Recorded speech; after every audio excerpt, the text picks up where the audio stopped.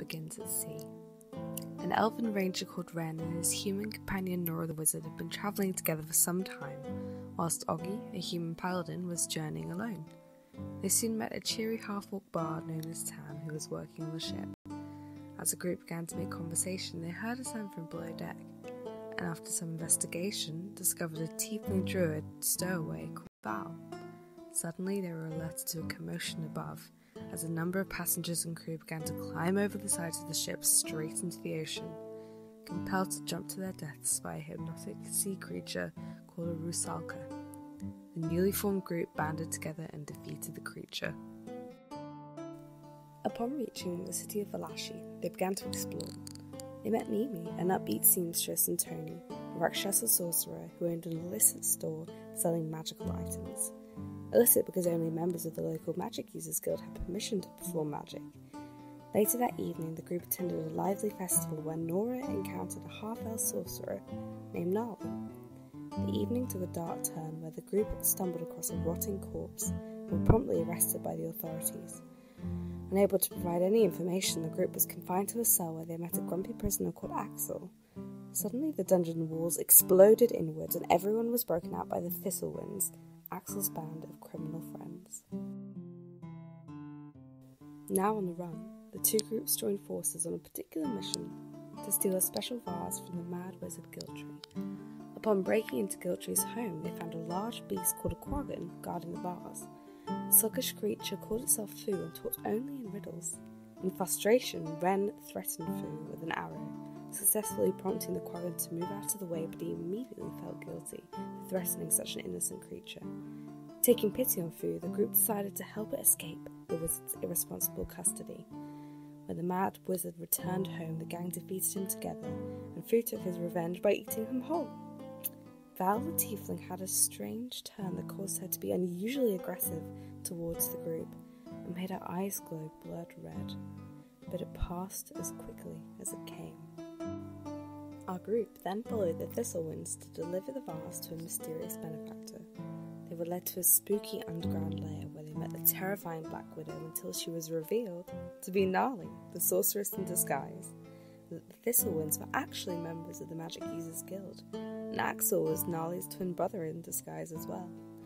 The events had taken place since the prison break, had been a test to see if the group were eligible to join the guild, and surprisingly they had passed. Our group were then told they could either face arrest and be sentenced to prison, or join the Magic Guild, so they chose the latter. They all then made their journey to the guild headquarters, where they were given lodgings and met other eccentric members of the organisation. The momentary peace did not last long, however. The gang awoke on their first morning at the guild to find Ren had left them, leaving behind only a letter addressed to Nora. He told her that she was free of any servitude she felt towards him and that she should continue on with their newfound friends.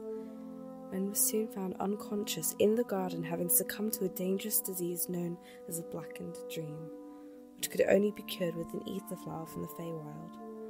So Nora, accompanied by Augie, Tam and Val, journeyed to the Feywild via a special portal to bring back the cure. They met an ally named Carly in the Feywild who guided them to the Forest of Contrast, where they battled against 4 giant wood lice before finally finding what they sought. They returned to the guild only just in time to save Ren, who had been experiencing vivid fever dreams in a hell of his own. When he finally awoke, Ren and Nora spoke for a long time and we learned more about their history, and thanks to some very unsubtle eavesdropping from Augie and Tam, the rest of the group did too. It was revealed that Ren is the youngest son of the Angailan family, cruel nobles who had previously ruled over the northern city of Highgash until they were violently overthrown some years before. Nora had been working as a family librarian at the time and helped Ren escape the night that the Angailan house fell. The pair had been on the run ever since and had fled south, as far from their homeland as possible. They were anxious to keep their identities hidden, and their fellow party members promised to keep their secret. The gang still needed to figure out who had cursed Ren with the disease that nearly killed him. He informed the group that before being struck down in the garden, he remembered an old woman approaching him who was not part of the guild. He also recalled from his fevered dream an elven woman with black skin and white hair who had said, "Find me where the land and the sea meet the north and the snow." After some intense research, they discovered that the woman might have been Lady Silverhair, a drow goddess of moonlight beauty, singing and dancing. Her chaotic evil brother, also known as the Lord of Shadow, was a drow deity of shadow magic and thievery. Both deities were involved in a battle among the gods. However, an important page was torn from the book, halting their research any further. The group discussed the possibility of following the strange words of the drow goddess and travelling north, but they knew how dangerous it would be for Nora and Ren. As Ren grew more and more restless, confined within the guild headquarters, the group made the decision to take on a new mission. Their task was to infiltrate and disband an animal smuggling ring that had been active for about a year, selling magical animals on the black market. The group they sought was a 2-day ride away, so the gang travelled into Valashi once more to purchase horses, and through comically bad insight they ended up buying 2 giraffes instead.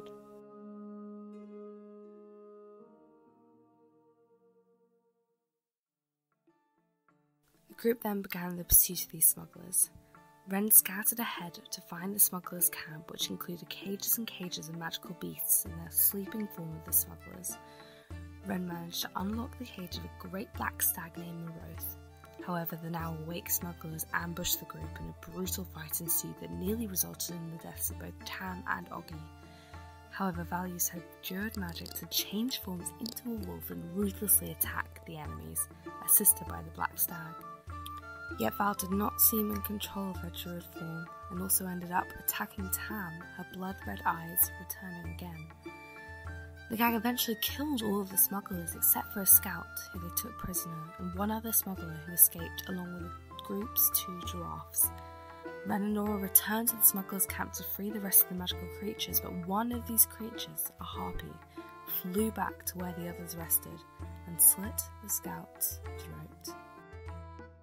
Determined to get the giraffes back, the group rested and then pursued the remaining smuggler. They came across an arcane doorway, and after some debate about how to continue, leading to some inner-party tension, they entered to find a vast underground cavernous city called the Underbrush. Just as they began to explore the city, they met a chirpy halfling barbarian named Neda, who was on a quest to retrieve her lost memories. With some difficulty, they were able to locate a large crystal in the centre of the city that had magical properties, which gave Neda her memories back. Once the group had left the cavern, Ren stealthed back and touched the crystal himself, reliving painful memories that left him visibly shaken. The group then found lodgings and explored the city some more, and around this time they also settled on a name for their company, the TAVRN Alliance. While walking through the streets of the underbrush, Nora attracted a great deal of attention. Apparently she looked a great deal like the king's missing daughter Kayleen, who had been gone without a word for 2 years now. Brushing the stairs aside, TAVRN decided to attend a festival that was happening in the city. Tam and Augie did a race and tied in first place, while the others explored various activities and games. In an effort to discover more information, Ren showed a crest belonging to the dead scout to a citizen. The citizen then took the crest and left in a hurry. Soon afterwards, the king of the underbrush, Alistair, gave a speech to all in attendance. He had just been given tangible proof by way of a guild crest, the one Ren had passed on, that his beloved daughter Kayleen had returned.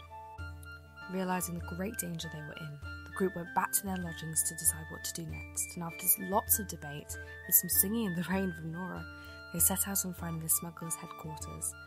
After some investigation, they found 2 carts and rails leading to a deep cavern, and after fighting some goblinoid creatures and a fire monster in a dangerous cart journey, they made it to the entrance of the Smugglers' Guild.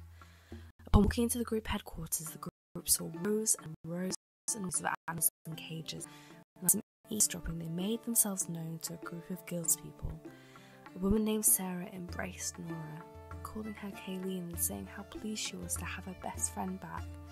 With some quick thinking, Nora went along with it, pretending to be Kayleen, who had amnesia. This group also included an orc named Gilm, who recognised Tam, and he said that he used to adventure with her father.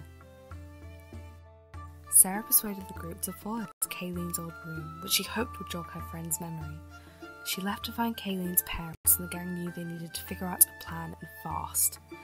While investigating the room and trying to find out what to do next, a goblin bard named Gilf entered the picture. He immediately saw through Nora's charade and offered to help the group. TAVRN agreed to trust their mysterious new ally, some more reluctantly than others, and they retire to his quarters. As a courtesan with friends in high places, Gilf offered the group intelligence and support, claiming that their interests aligned. Which brings us up to now. The group are at a crossroads. Will they stay and continue to covertly investigate? Will they capitalize on Nora's resemblance to Kayleen and try to infiltrate the court? Or will they attempt to escape the underbrush altogether? Stay with us on D20 Era to find out.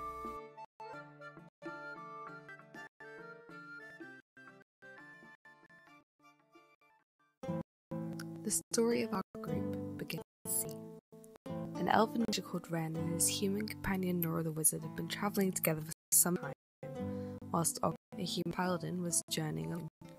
They soon met at a cheery half-orc bard known as Hands working on the ship. As they began to make conversation, they heard a sound from below deck, and after some investigation, discovered a tiefling druid stowaway called Val.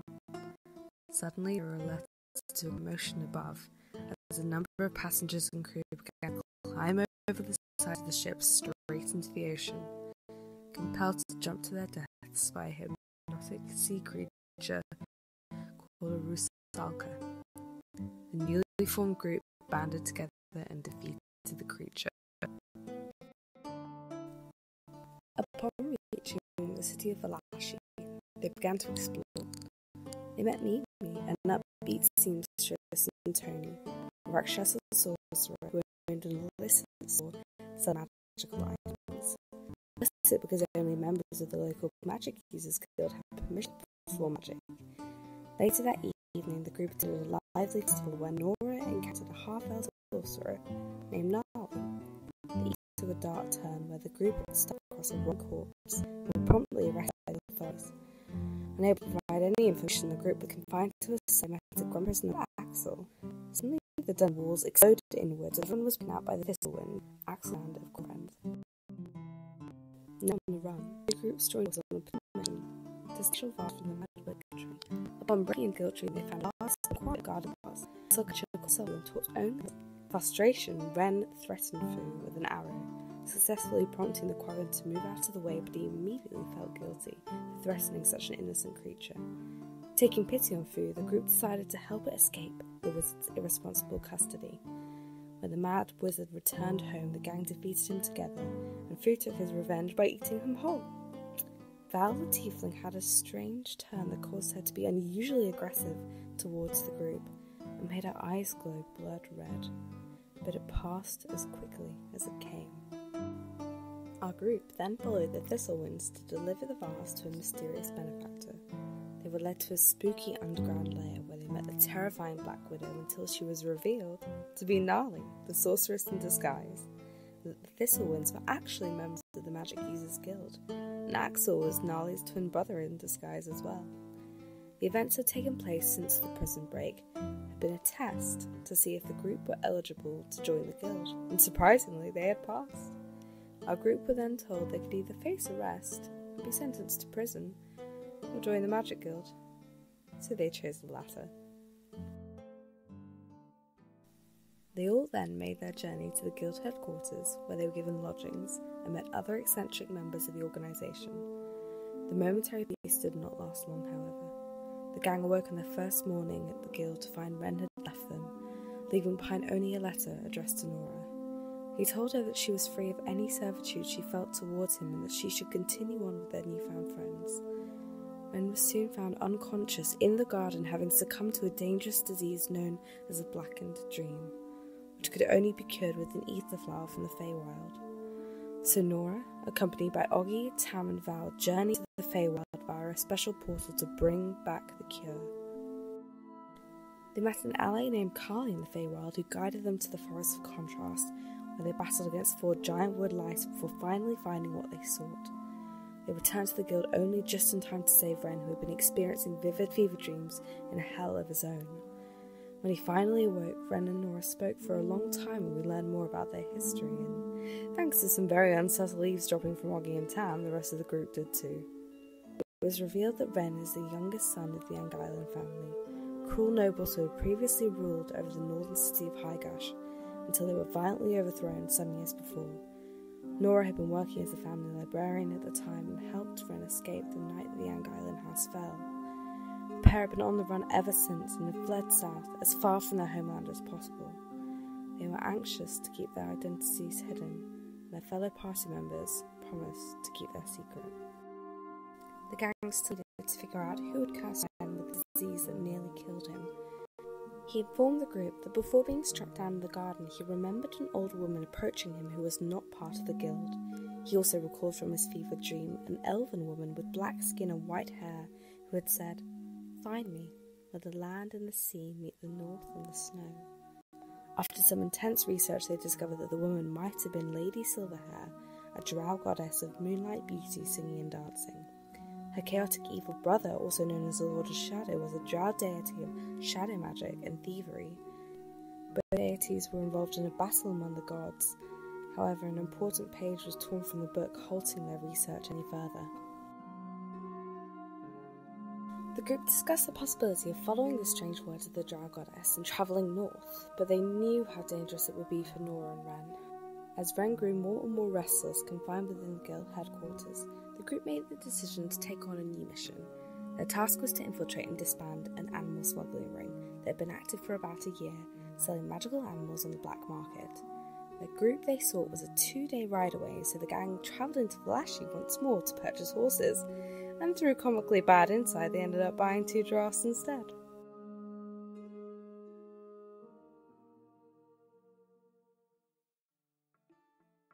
The group then began the pursuit of these smugglers.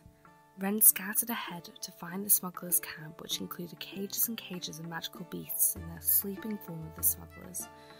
Ren managed to unlock the cage of a great black stag named Moroth. However, the now awake smugglers ambushed the group and a brutal fight ensued that nearly resulted in the deaths of both Tam and Augie. However, Values had abjured magic to change forms into a wolf and ruthlessly attack the enemies, assisted by the black stag. Yet Val did not seem in control of her druid form and also ended up attacking Tam, her blood-red eyes returning again. The gang eventually killed all of the smugglers except for a scout who they took prisoner and one other smuggler who escaped along with the group's 2 giraffes. Ren and Nora returned to the smugglers' camp to free the rest of the magical creatures, but one of these creatures, a harpy, flew back to where the others rested and slit the scout's throat. Determined to get the giraffes back, the group rested and then pursued the remaining smuggler. They came across an arcane doorway, and after some debate about how to continue, leading to some inner-party tension, they entered to find a vast underground cavernous city called the Underbrush. Just as they began to explore the city, they met a chirpy halfling barbarian named Neda, who was on a quest to retrieve her lost memories. With some difficulty, they were able to locate a large crystal in the centre of the city that had magical properties, which gave Neda her memories back. Once the group had left the cavern, Ren stealthed back and touched the crystal himself, reliving painful memories that left him visibly shaken. The group then found lodgings and explored the city some more, and around this time they also settled on a name for their company, the TAVRN Alliance. While walking through the streets of the underbrush, Nora attracted a great deal of attention. Apparently she looked a great deal like the king's missing daughter Kayleen, who had been gone without a word for 2 years now. Brushing the stairs aside, TAVRN decided to attend a festival that was happening in the city. Tam and Augie entered a race and tied in first place, while the others explored various activities and games. In an effort to discover more information, Ren showed the crest belonging to the dead scout to a citizen. The citizen then took the crest and left in a hurry. Soon afterwards, the king of the underbrush, Alistair, gave a speech to all in attendance. He had just been given tangible proof by way of a guild crest, the one Ren had passed on, that his beloved daughter Kayleen had returned. Realising the great danger they were in, the group went back to their lodgings to decide what to do next, and after lots of debate and some singing in the rain from Nora, they set out on finding the smugglers' headquarters. After some investigation, they found 2 carts and rails leading to a deep cavern, and after fighting some goblinoid creatures and a fire monster in a dangerous cart journey, they made it to the entrance of the Smugglers Guild. Walking into the group headquarters, the group saw rows and rows and rows of animals in cages, and after some eavesdropping, they made themselves known to a group of guildspeople. A woman named Sarah embraced Nora, calling her Kayleen and saying how pleased she was to have her best friend back. With some quick thinking, Nora went along with it, pretending to be Kayleen, who had amnesia. This group also included an orc named Gilm, who recognised Tam, and he said that he used to adventure with her father. Sarah persuaded the group to follow her to Kayleen's old room, which she hoped would jog her friend's memory. She left to find Kayleen's parents, and the gang knew they needed to figure out a plan and fast. While investigating the room and trying to find out what to do next, a goblin bard named Gilf entered the picture. He immediately saw through Nora's charade and offered to help the group. TAVRN agreed to trust their mysterious new ally, some more reluctantly than others, and they retired to his quarters. As a courtesan with friends in high places, Gilf offered the group intelligence and support, claiming that their interests aligned. Which brings us up to now. The group are at a crossroads. Will they stay and continue to covertly investigate? Will they capitalise on Nora's resemblance to Kayleen and try to infiltrate the court? Or will they attempt to escape the underbrush altogether? Stay with us on D20 Era to find out.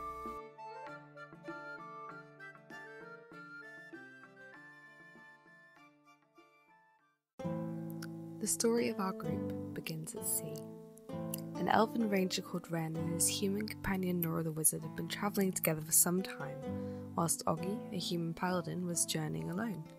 They soon met a cheery half-orc bard known as Tam, who was working on the ship. As the group began to make conversation, they heard a sound from below deck, and after some investigation, discovered a tiefling druid stowaway called Val. Suddenly, they were alerted to a commotion above, as a number of passengers and crew began to climb over the sides of the ship straight into the ocean, compelled to jump to their deaths by a hypnotic sea creature called a rusalka. The newly formed group banded together and defeated the creature. Upon reaching the city of Valashi, they began to explore. They met Mimi, an upbeat seamstress, and Tony, a Rakshasa sorcerer who owned an illicit store selling magical items. Illicit because only members of the local Magic Users Guild had permission to perform magic. Later that evening, the group attended a lively festival where Nora encountered a half-elf sorcerer named Gnarly. The evening took a dark turn where the group stumbled across a rotting corpse and were promptly arrested by the authorities. Unable to provide any information, the group was confined to a cell where they met a grumpy prisoner called Axel. Suddenly, the dungeon walls exploded inwards and everyone was broken out by the Thistlewinds, Axel's band of criminal friends.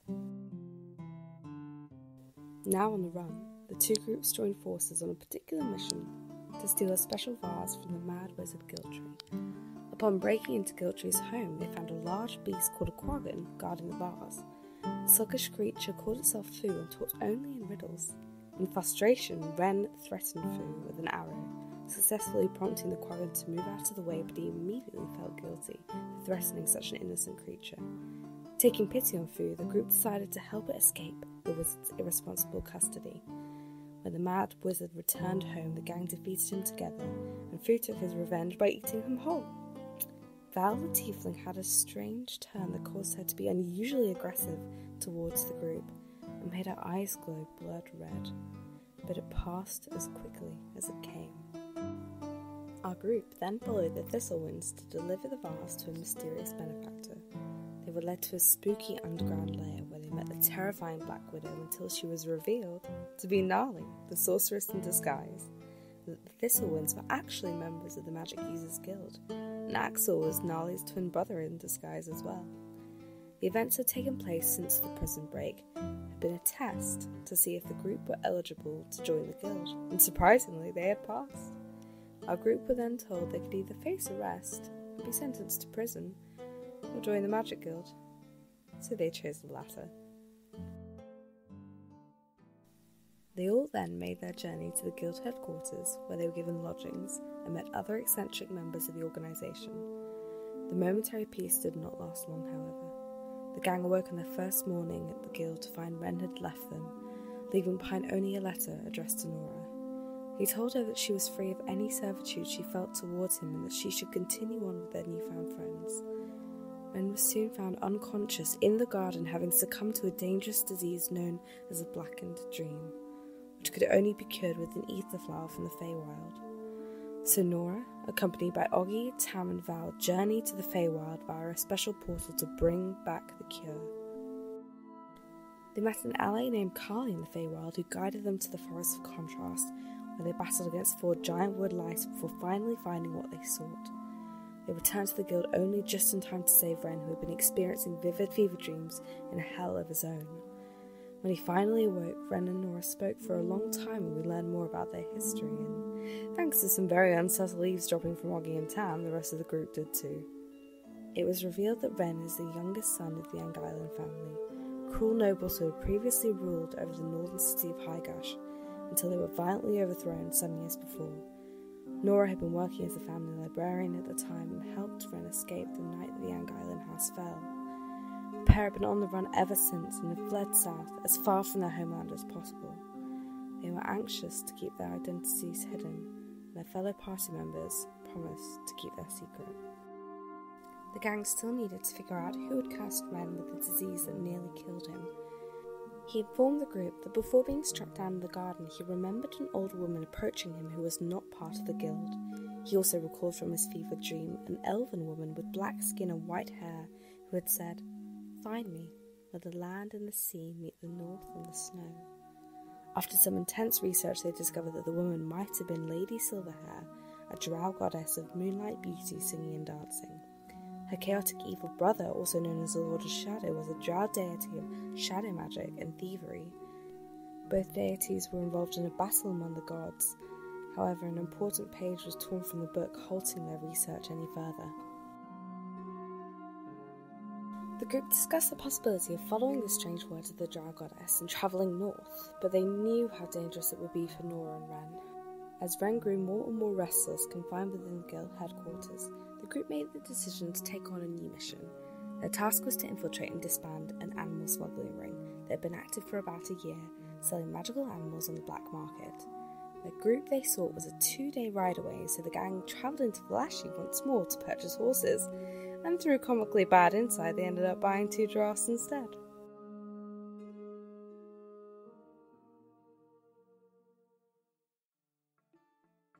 The group then began the pursuit of these smugglers. Ren scouted ahead to find the smugglers' camp, which included cages and cages of magical beasts in the sleeping form of the smugglers. Ren managed to unlock the cage of a great black stag named Moroth. However, the now awake smugglers ambushed the group and a brutal fight ensued that nearly resulted in the deaths of both Tam and Augie. However, Val used her druid magic to change forms into a wolf and ruthlessly attack the enemies, assisted by the black stag. Yet Val did not seem in control of her druid form and also ended up attacking Tam, her blood-red eyes returning again. The gang eventually killed all of the smugglers except for a scout who they took prisoner and one other smuggler who escaped along with the group's 2 giraffes. Ren and Nora returned to the smugglers' camp to free the rest of the magical creatures, but one of these creatures, a harpy, flew back to where the others rested and slit the scout's throat. Determined to get the giraffes back, the group rested and then pursued the remaining smuggler.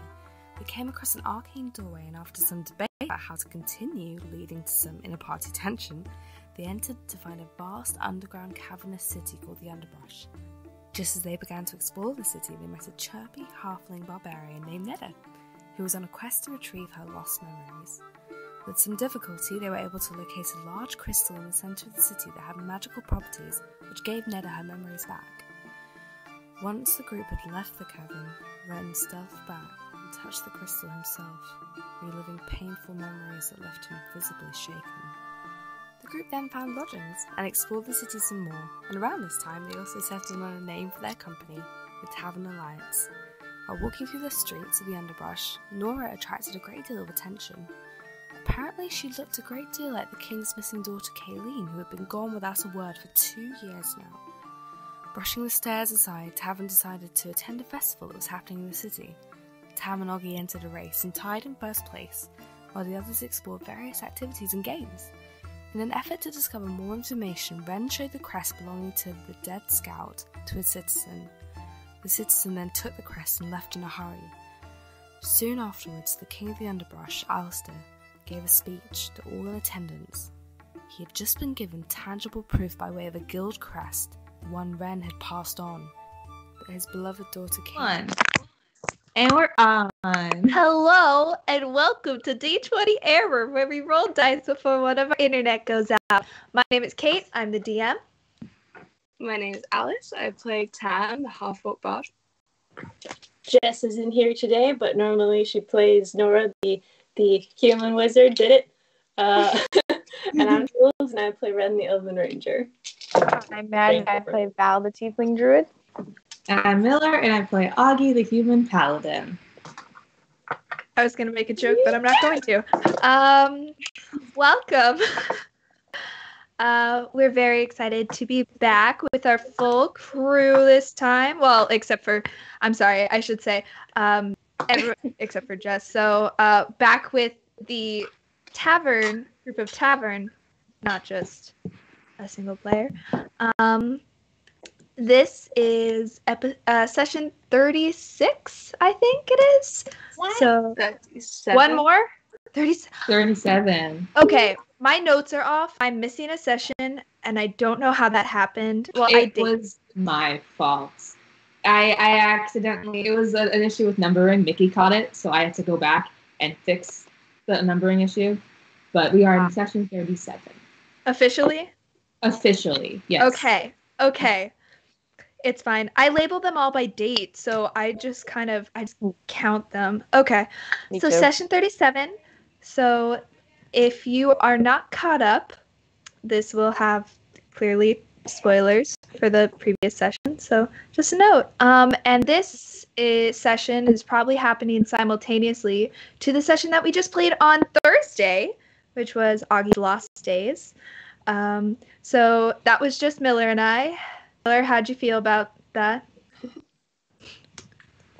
It's pretty great, pretty fun. I'm excited to see how this plays out now. I'm very intrigued. It'll be very interesting. But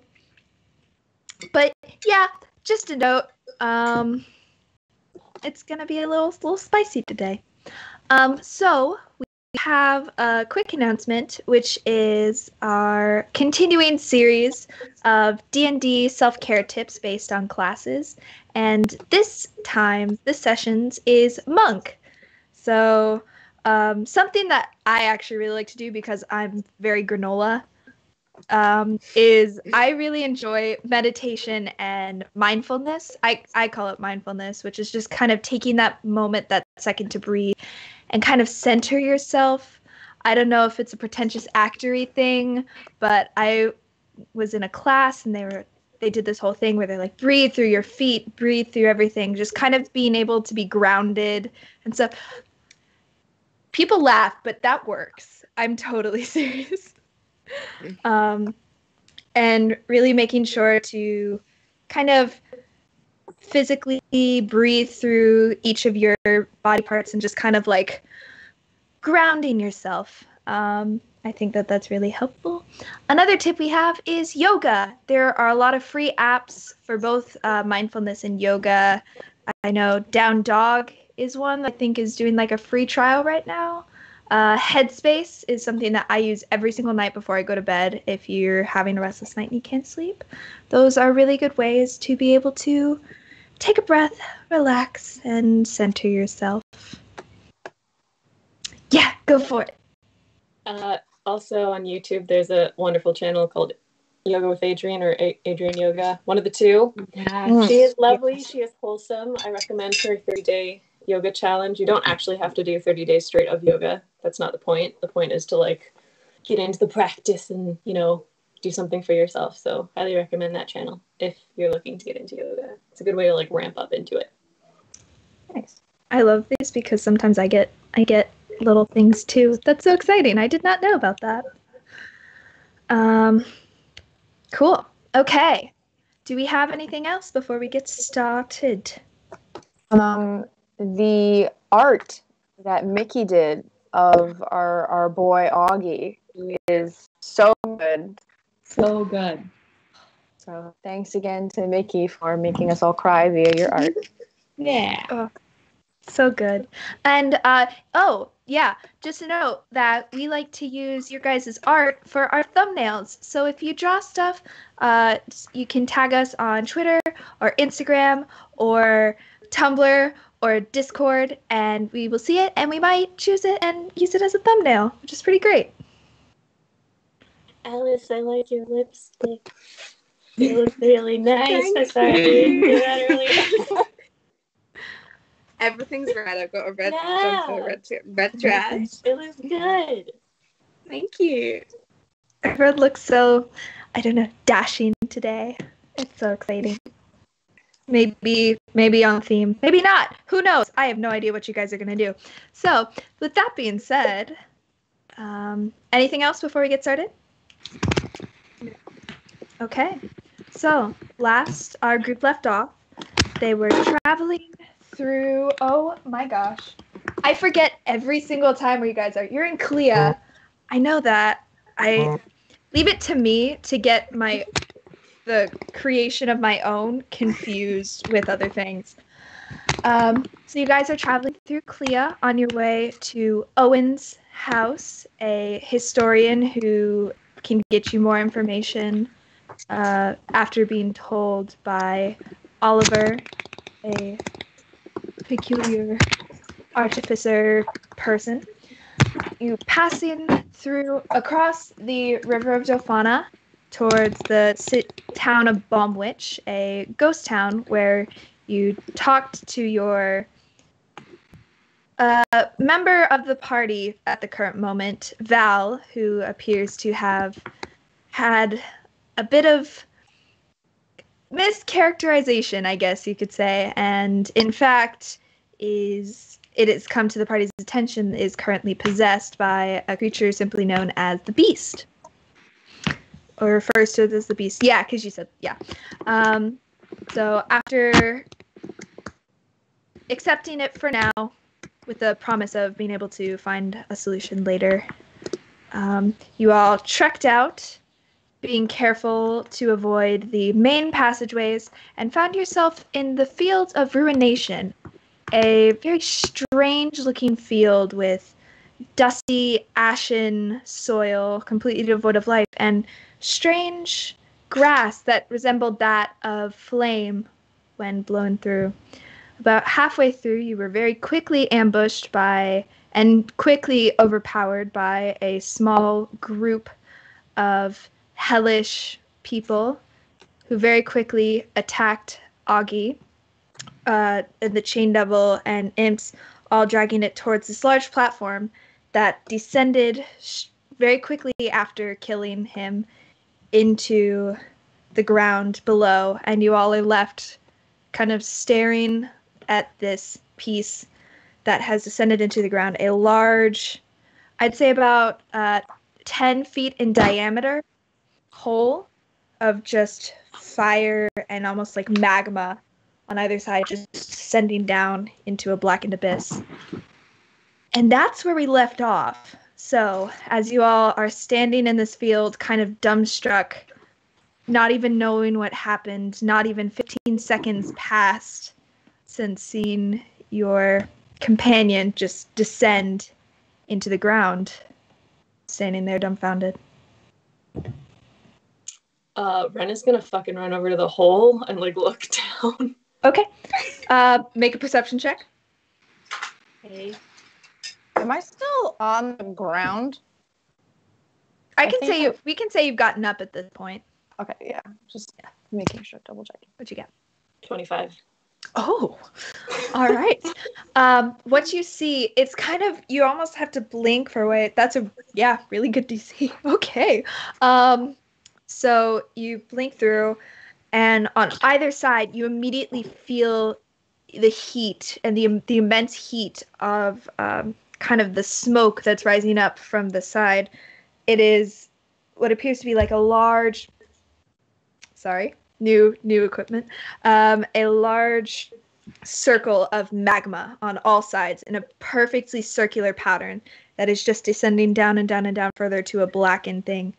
Down below, you kind of see about 15 feet down, there is a large, what looks to be kind of rock formation in that circular pattern that seems to be slowly descending, very slowly. I'd say it's about 7 feet in diameter, so there's a good 1.5 feet on either side, where this rock is just slowly kind of falling down. And Augie is on it with the creatures? Or No. is that like the roof of the thing? Looking down, you cannot see Augie. I guess he's in an elevator or something. It's an elevator. Fuck. Does it look jumpable? Jumpable? It's only 15 feet down, so yeah, you can definitely jump my it. face is like burning just from looking down. Yeah. Like it's hot. It's hot. You're not taking any, technically, like mechanically wise, you're not taking any damage from looking down, but it's hot. Val, do you have heat resistance? I'm gonna get up and run over and be like, yeah. Did you? I think Augie's under that thing. Do you see it? I'm gonna look over the side. Can I see it? Make a perception check. With advantage because Ren is pointing it out. Okay. But again, the heat kind of is warping stuff. You said perception, correct? Yes. 16. Yeah, you see this rock that seems to be slowly falling. It's at about 17 feet now. It's going slowly, but it's surely enough descending. I don't know if he's... I don't know how anything could survive underneath that. You sure he's on there? No, but I don't know. Should we get on it?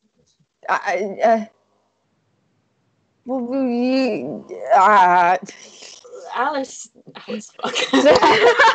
Again. It's been a while. You all see, walking up, you see this girl dressed in complete red with this lovely red lip. Just approached. It's been a No, while since I've been- Tam Tam. this whole time has just been like completely still, not responding to anything. I'm like, Tam! What? Yo. Do we follow him? Look, it's not too late. I'm gonna look over and presumably see what they see. At this point, it's very easy to see what's being made out. Slowly lowering. Okay. I think she's gonna pull Ren back from it, but no.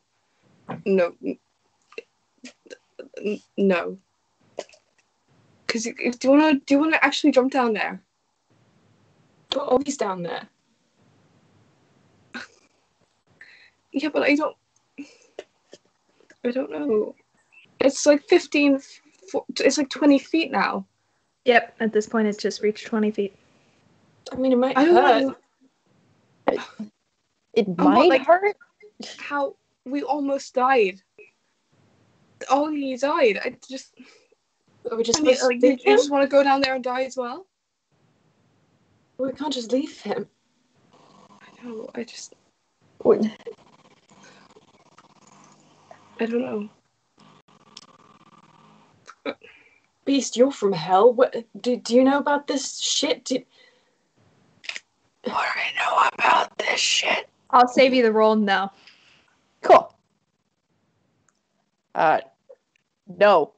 I've never seen an elevator to hell, ever.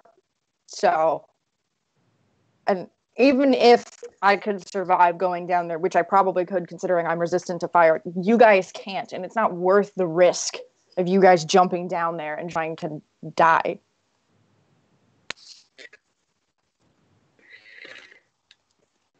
I'm gonna turn to Nora. What's she doing? She is staring, kind of lost in a day. Like, you just see, there's basically no expression, no nothing. You just see like kind of the flames from that reflecting on her eyes as she's just staring down. So we find the back way in. Yeah, we find To another. hell. Yes. It's just another plane, like the Feywild. Isn't it? Roll an intelligence check for me. I was gonna say, I was like, I don't think hell. I'm basing this on the fact that Tony went back there without us. Roll an intelligence check for me. Sure. Okay. Hang on. I don't remember my modifier. It's a 16. Okay. 16, that's pretty good. Okay. So the Feywild, yes, it is another plane of existence. However, kind of remembering back to your discussion with Oliver and the inner planes versus the outer planes. The outer planes currently, the inner plane is trapped by the ethereal plane, which is currently the ethereal plane, primaterial plane, Feywild, and Shadowfell. Outside of that, it's kind of like that he was talking about, that barrier, that balloon. It's very difficult in a lot of places, especially given the current scenario and the situation of traversing between the inner and outer planes. So while normally plane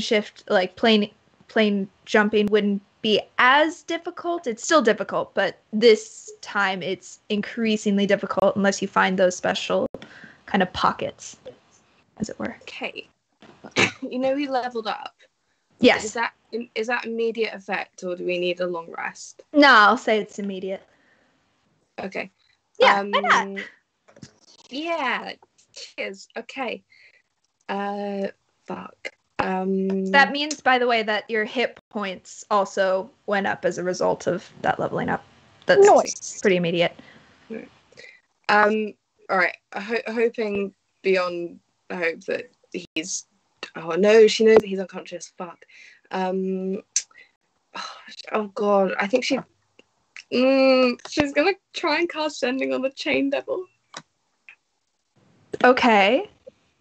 Yeah. And she's just gonna say, we'll give you whatever you want. Just bring him back. And you say this in common? That's all I got. Yeah. Could I give her a rough translation into Infernal? Sure. Well, would you have thought of that prior? Probably not. No, never mind. Yeah, maybe. I think I would probably. Yeah, maybe not. All right. Okay. So you just hear kind of this whispered kind of like Karakantorantor, which yeah, I immediately say that to Relay. Val and be like, what does it mean? it roughly translates to the punishment from my mistress is far greater than anything you could offer. I'm gonna relay that to the group. It's at about 25 feet at this point. Can you ask her where she's taking him? I can't do it until I wake up tomorrow. I'm out. Okay. I'm sorry. I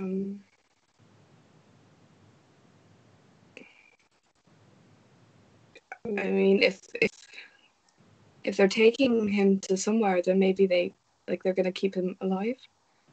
If they were like commissioned to take him somewhere. Maybe. Yeah, I'm assuming at this point Val has told us what the Chain Devil said at the beginning about a deal. Okay. Yeah. I think she said that. I think you got that out. I could be wrong, but I think. No, yeah. When she did that, I was like, and I just relayed what she said there. Cool. Yeah, I mean, it's not much of a bargain to just hand over a dead boy. So hopefully he's alive.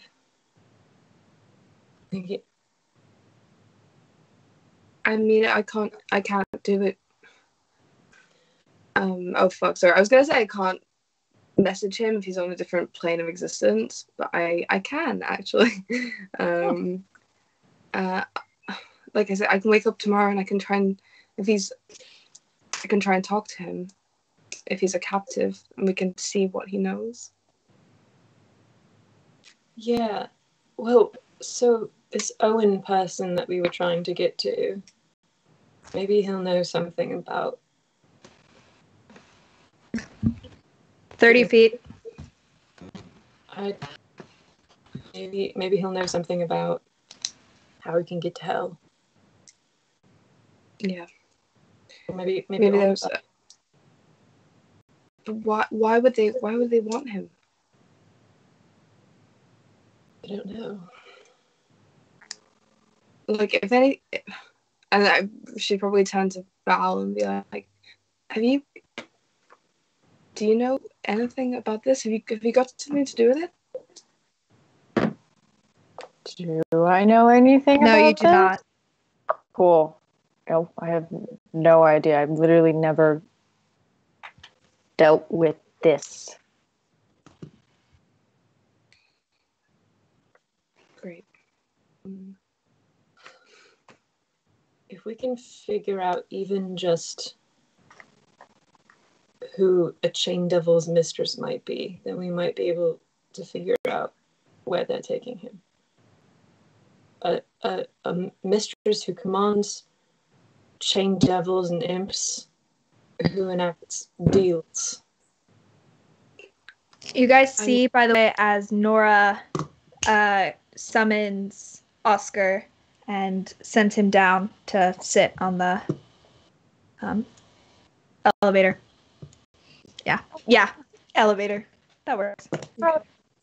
How is the owl not burning alive? She can't hear you. Yeah, she's sitting on the ground. Right. That. I don't even know how far it goes. Normally, I mean, maybe I doubt we'll go to hell. At some point, the Earth has to do the thing and close back up again, right? Or is there just going to be a giant elevator to hell here forever? I don't know, I haven't seen this Could be. before. I don't even know Well, what was going.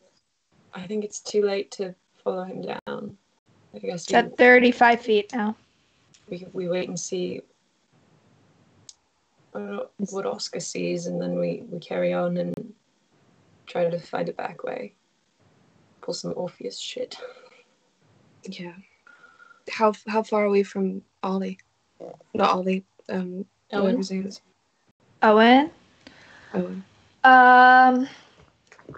You guess about 4 or 5 days travel. Okay. Ren, can you like talk to your moon lady? I will tonight. Really quick, Ren is gonna cast primeval awareness and just see if he can sense. Oh, it doesn't sense humans, does it? No, it does not. No, it does not. Unhelpful. Primeval awareness. Come on. Okay, he's gonna do nothing. Never He's mind. going to do nothing. Nora, at this point, pops back up and goes, okay, so it's hot, but I don't know. Wow, very Minnesotan. I don't know. I don't know.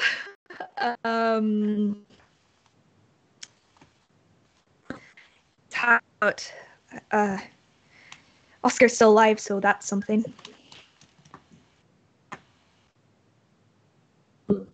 I don't know what to do. Does that mean we should have followed? You think it's too late? It's 35 feet down now. Okay, how many bones would we break on a 35 feet fall? That'd probably be about 3d6 damage bludgeoning if you guys don't land properly. I can take it.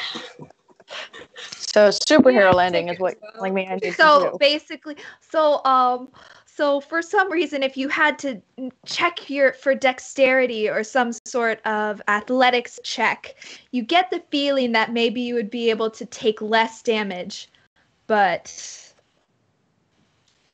as it is going down, that increases in level. Should we just... I mean, there's no going back if we jump. But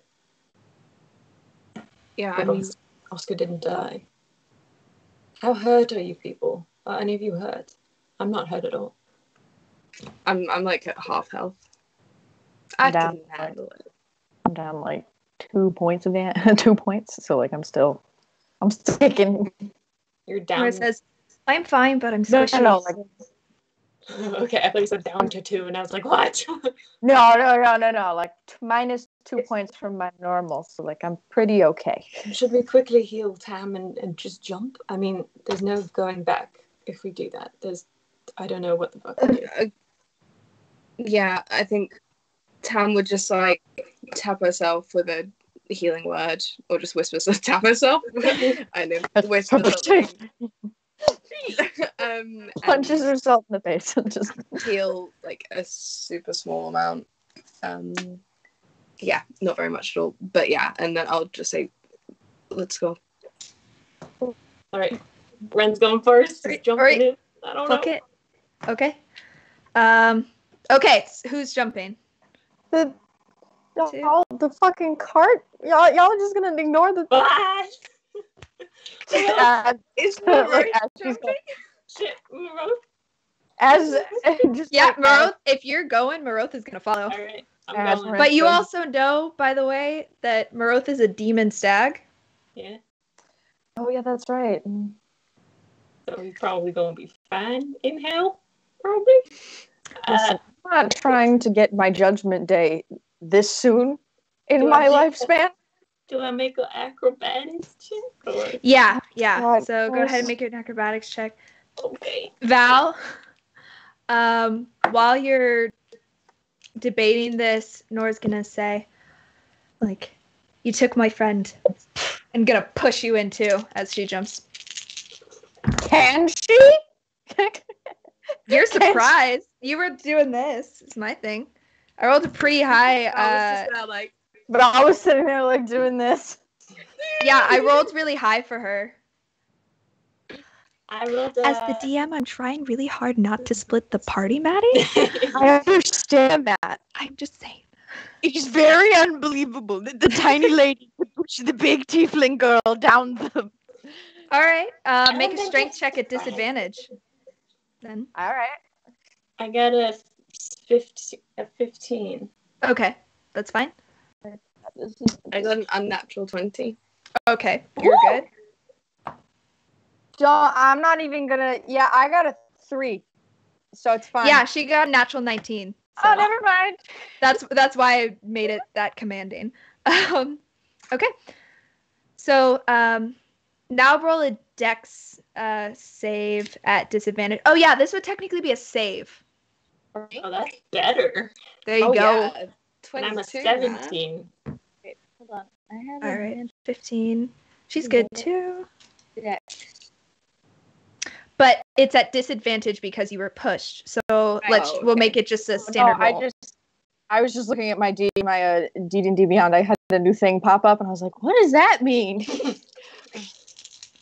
Disadvantage. Ooh. Okay. What is it? It says it's a hot 6. Okay. So That's so Val, you take 10 points of bludgeoning damage from the fall. Everyone else takes 5. Yeah. I'm still kicking though. Are we burning? So as this kind of thing descends, it's really hot, but it's not humid. It's just kind of like getting, and it's like opening an oven and having that come out, or like the dishwasher. Like, it's unpleasant, but it's not like reaching out and like burning you alive. Like, you're not in flames. It's just surrounding you. But each of you guys take 7 points of fire damage. Val, since How you're many resistant, points? you take 3. 7 Okay. as you guys descend. Once you guys jump on, and all of you, the fire damage takes 5 points of bludgeoning damage, but he's fine. So as the elevator kind of descends, it only descends for about 20 more feet or so before it goes into darkness. So good job, you guys wait much longer.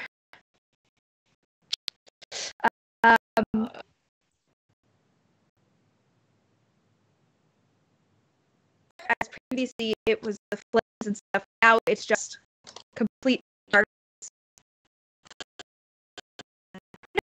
You feel the light rushing past. They're moving faster than originally anticipated. Can you make a fast action? Oh! Nora rolled a 20. 14. 14, okay. 22. 22, okay. I rolled a 1. Which is a total of... Which is a total of 1. No, I think it's actually -1 because I still have bad strength. Did you not take a long rest? Did we? No, wait. No, I don't think we did. Oh. Did we? I don't Okay. think Unless we you did. took a nap on the ride. Okay. So, 100%. I'm gonna take a picture of this. So, Oh, God. So, you all kind of feel as your feet and your hands begin to lift off of the elevator. Oh. Kind of like, and you kind of feel yourself falling. All of you grab except for Tam, who's falling. Nora and Maroth both rolled natural 20s on their strength saving throw. I am not joking. I rolled 2 natural 20s in a row. I'm on fire. So because of that, Nora kind of reaches up and with superhuman strength that Nora definitely does not have, and you don't know how this is happening, kind of grabs you and kind of brings you over to the saddle of Maroth, and you kind of hold on to Maroth as you guys descend, and kind of like it gets to the point where the wind is rushing through your eyes and it's really difficult and you kind of have to squint and bear it, and then all of a sudden it slows down again and you kind of collapse back onto it.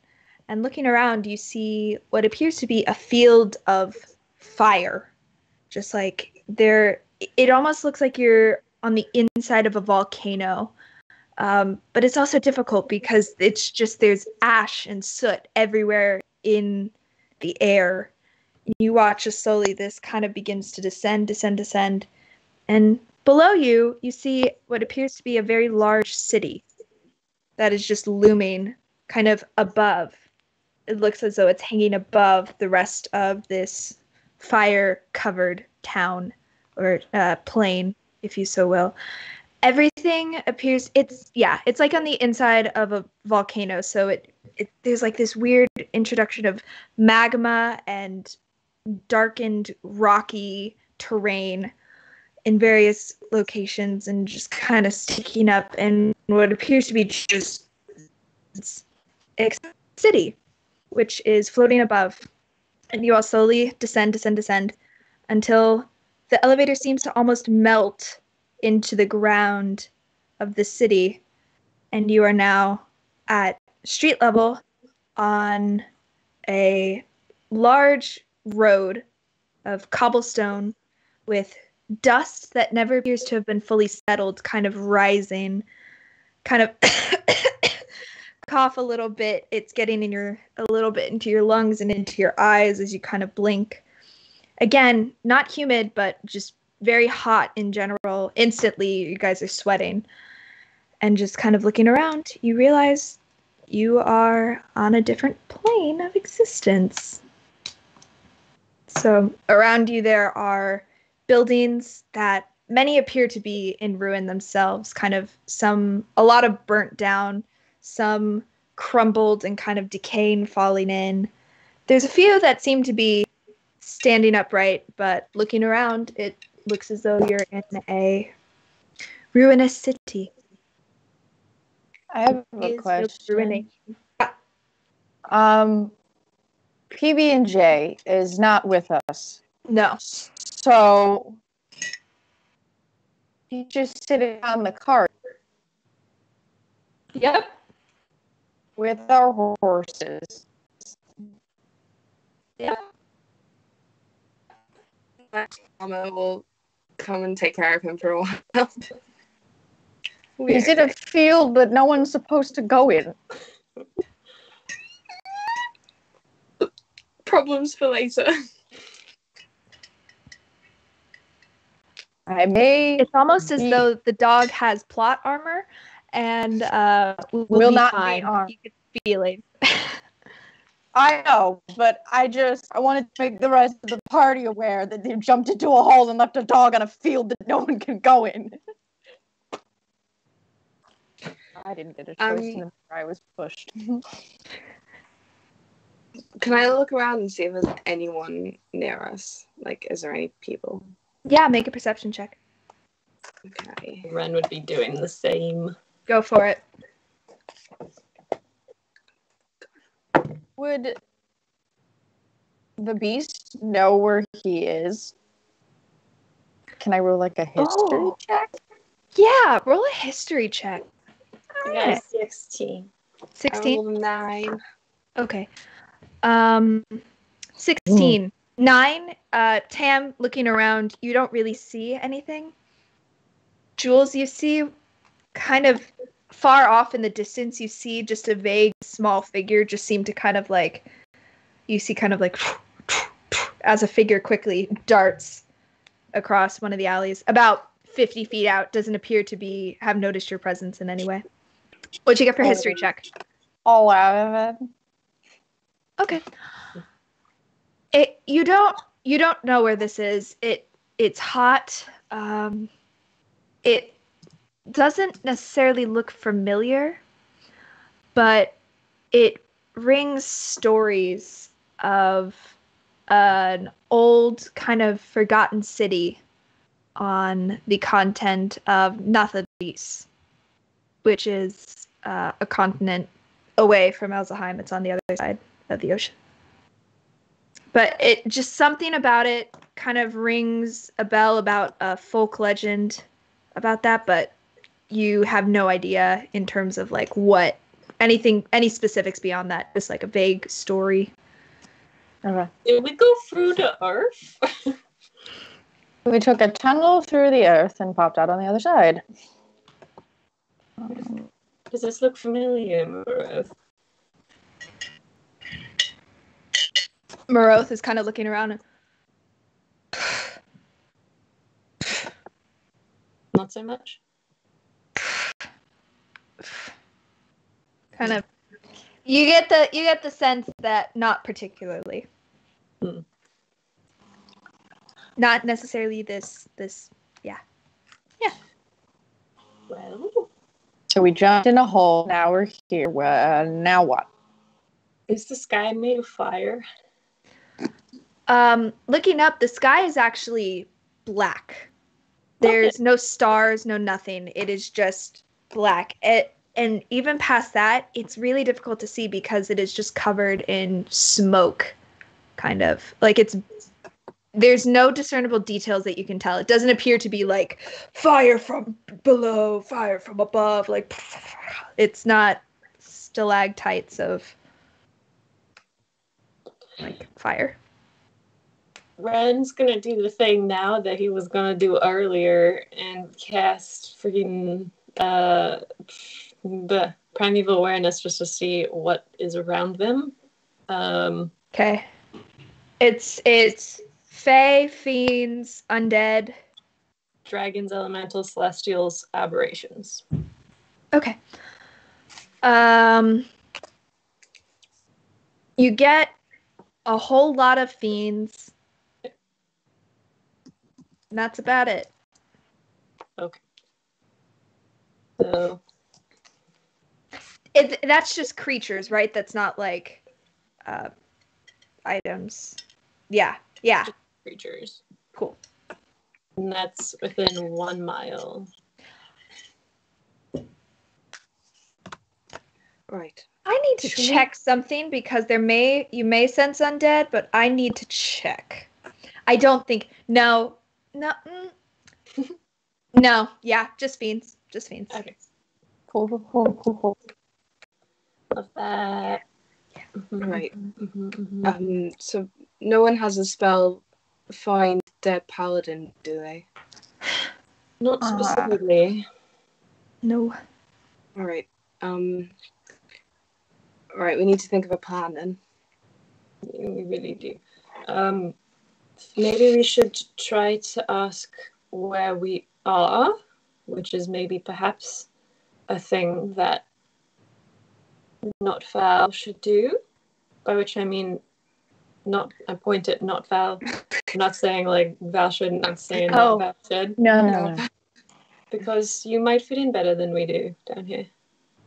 Yeah, about that. You might want to, just thinking off the top of my head here, maybe disguise the human. Pointing at Nora. Yeah. How do we do that? Could you cast Disguise Self on Nora? Is that how that works, or does it have to be on yourself? I can't do that. It has to be on myself. I'm sorry. Our paladin had disguise kit, so we're screwed. I could do some fun braids to look sort of like horn. No, I kind of go, look, it's fine. I'll be fine. I can take care of myself. You know. Well, it's not so much a matter of you taking care of yourself and everything. It's a matter of like drawing unwanted attention. You're an elf? I'm sure. Yeah, I should probably disguise myself too. Maybe we should all just pull our hoods up, not for look at now. anyone, and let not Val lead the way. Yeah, that's what I'm thinking. Let's figure out where we are. Try to find some whispers of a lady who commands chain devils and stuff. Figure out who she is. Find somewhere. And then maybe that'll tell us where Augie is, and we can make our way there. Alright. Yeah. Can I Okay. Let's do it. roll to? Can I I don't know. I'm trying to figure out. Can I roll to find one of those things that they have in the mall that give you the map of like where you? Where it's like go this way. Sure. Make an investigation check for a large map with a "You are here." Yeah, that's what I'm looking for.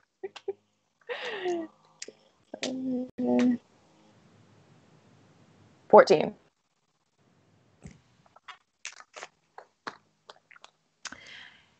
You know what? Because I think it's funny. Sure. Give me a second. I'm going to screenshot my map. I didn't think that was gonna work. I think it's funny. So. And then like the opposite sides of the map, there's just ads for like demonic versions of McDonald's and Burger King. Yeah, there's like a find cute succubi in your area. Like. Adopt a demon stag today. Yeah. No, like the ads along. Where is it? Is it? Yeah. All right.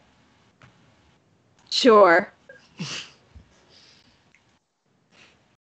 I sent you guys the map. So,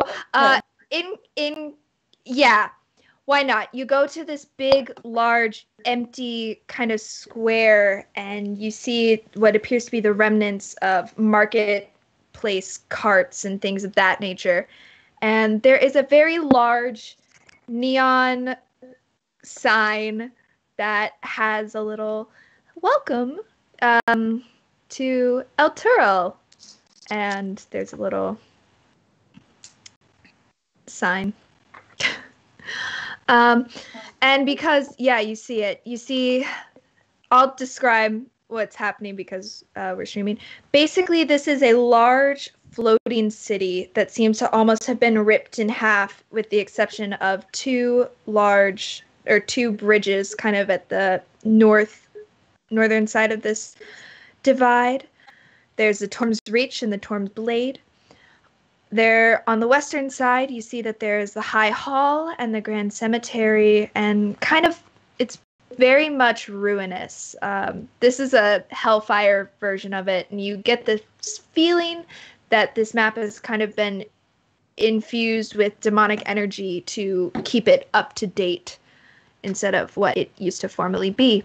Around the sides and the edges of the cities, you see these huge, almost like cast iron spikes that are rising up out of the ground with chains attached to them that just disappear out of view.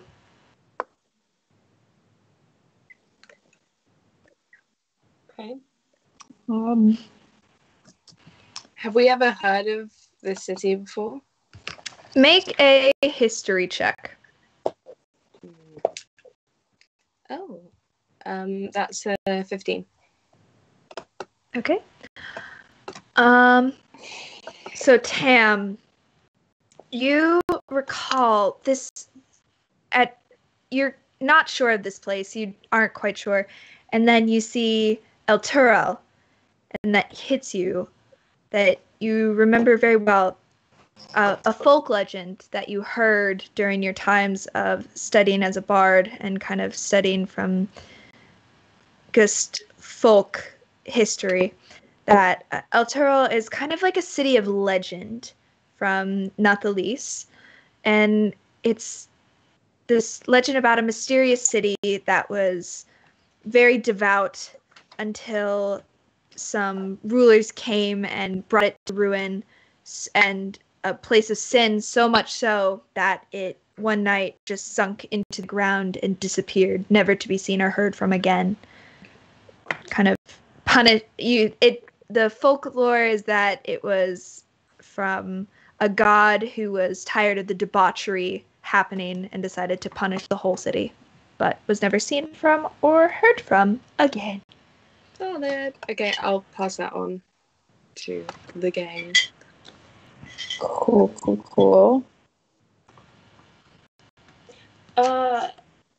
Probably should have done this earlier, but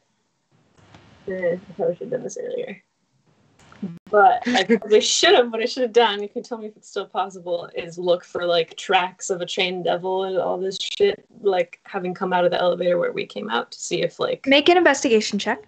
Okay.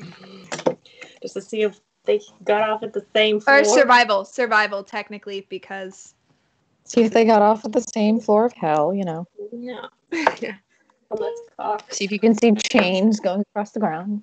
I rolled like 4 9s in a row. 9 plus wow. 12. 12. It's kind of difficult to see any sort of like, you don't really know what a chain devil's footprints, like tracking, would even look like, and it's a bit difficult to tell. Oh, I think I had Hunter's mark on one of the Imps. flying thingies. Oh, The imps. That would give me advantage. is that Is that within a mile?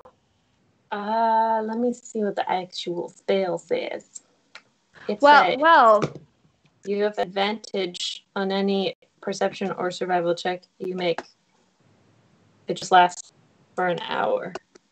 I don't know if it has a distance. Does it say anything about if the target is dead? If the target drops to 0 hit points before the spell ends, you can use a bonus action on a subsequent turn of yours to mark a new creature. I don't think it says anything about, like, if it's dead outside of... Sure, I'll give you advantage. Why not? Okay. I'm going to use a different dice so that maybe I roll something that isn't a 9. 8. Still a 12. Okay. Feeling it.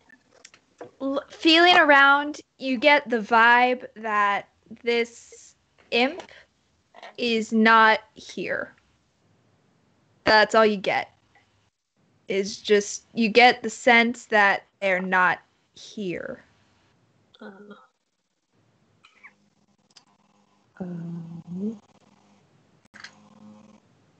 Well, I guess we continue on our previous plan of tracking down that lady Yeah. who wanted him. So I'm looking at the map right now.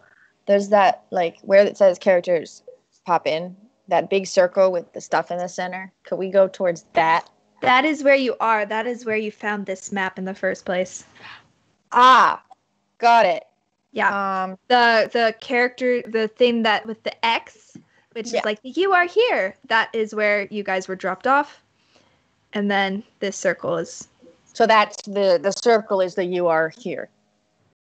You are now there. Yeah. You are now there. Got it. I took this from a source book that definitely is not related to this campaign at all. But I was like, ooh, map. And I took it for my own personal use. So... That's cool. That's cool. Could we like head up towards one of the bridges that go to the other side, I guess? Sure. It's up to you guys. We gotta find people at some point to talk to figure out where we need to be going. I don't know. I'm imagining that if we're on the way there, maybe we'll run into somebody. Sure. Make an investigation check as you guys Like roll up. 4 people. All of us? I'll say 2. Just 2 people. I have +6. My is -1. So All right. All right, I'll do one, and Val, you can do it. Me and Yoga rolled a. It's a 17. That's an unnatural 20. Okay. So, walking through here, walking on the eastern side of this town, it's pretty barren. There's ruins, there's just lack of really any kind of sign or motion, movement, any signs of life. You can tell that it used to be a prosperous town, but has definitely since then decreased. But strangely enough, you do find what appears to be a small, almost tavern. Very, very shoddy, very poor, that has a kind of bent sign outside of it and is called the Bent Helm. And you kind of, you just see the flickering of light from the inside. We stop and get a beverage for our journey. You know what? Our We might friend want to just take. died. Or just get a fucking drink. It's actually not a bad idea to see if we can get some information and maybe. If we are really in a circle of hell, they're known for doing not good things, one of which is getting pissed drunk. So maybe there's some people in the tavern. All right. I meant to say tavern. We might be able to get some information. We also need to think about taking a moment, because no offense, Tam, but you look a little rough.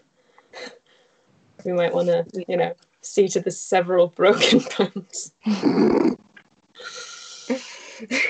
Tam's arm is just like hanging in a green. Just like, oh yeah, no, it's fine.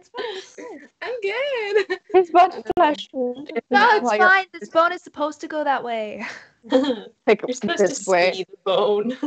All right, if we're gonna go for a drink, do you think I don't know, maybe not Val should do all the ordering and the talking and stuff? I don't want to. I feel like we already draw a lot of attention to ourselves being us. Yes, So we should keep our hoods up, and Val, you should ask the questions. We should figure out what the questions are first, maybe. So Who's in charge around here would be a good one. Learn a little bit about that. Ask where the chained devils hang out. Hey, how are you doing? Can I get a beer? By the way, where are chain devils? Actually, it could be like, we're looking for our friend who is a chain devil. She's like a bounty hunter for this lady. We can't remember the lady's name, though. So could you tell us who that might be? Yeah? Sure, I will try Friend, my best. the chain devil bounty hunter, works for a lady who makes deals. Help us find the lady who makes deals, please, so we can find our dear friend, the chain devil. We could say we want to make a deal. Did we ever get the chained devil lady's name, or was she just the chain devil? Just a chain devil. Because I know she yelled some stuff in the beginning. My name is Gregory. Hello, my name is. I am here to smite you. Yes, that is precisely what she said. She's like, yes, this is my evil monologue before I start the surprise round. Yeah. So, does that sound like an okay reason to be asking questions? Maybe we're looking for our friend. Don't need to say that the friend is the captive. Yes. Yeah. I guess. Yeah. I feel like we're gonna get a lot of questions about us. Well, we'll try to keep our heads up, down and our hoods up and not look like people who are ready to answer questions. I guess you can just say, like, you've been adventuring on the surface for a while and you've just come back since the surface is all fucked and you missed home. Or something. I don't know. You know more about this. Maybe try and be, like, intimidating and like, no one's going to question you if you're really kind of angry and... True. All right. Give me your best intimidation face. Can I do that? Kate?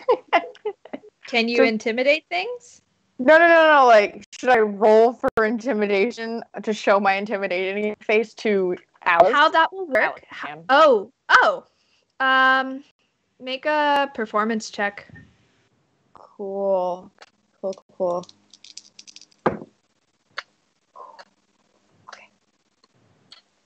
Where's performance? 22. A 2? No, 22. Okay. Not a 2. I was like, Alice, Tam, Jesus. Damn, good. That's 3 to 3. Shit rules or something.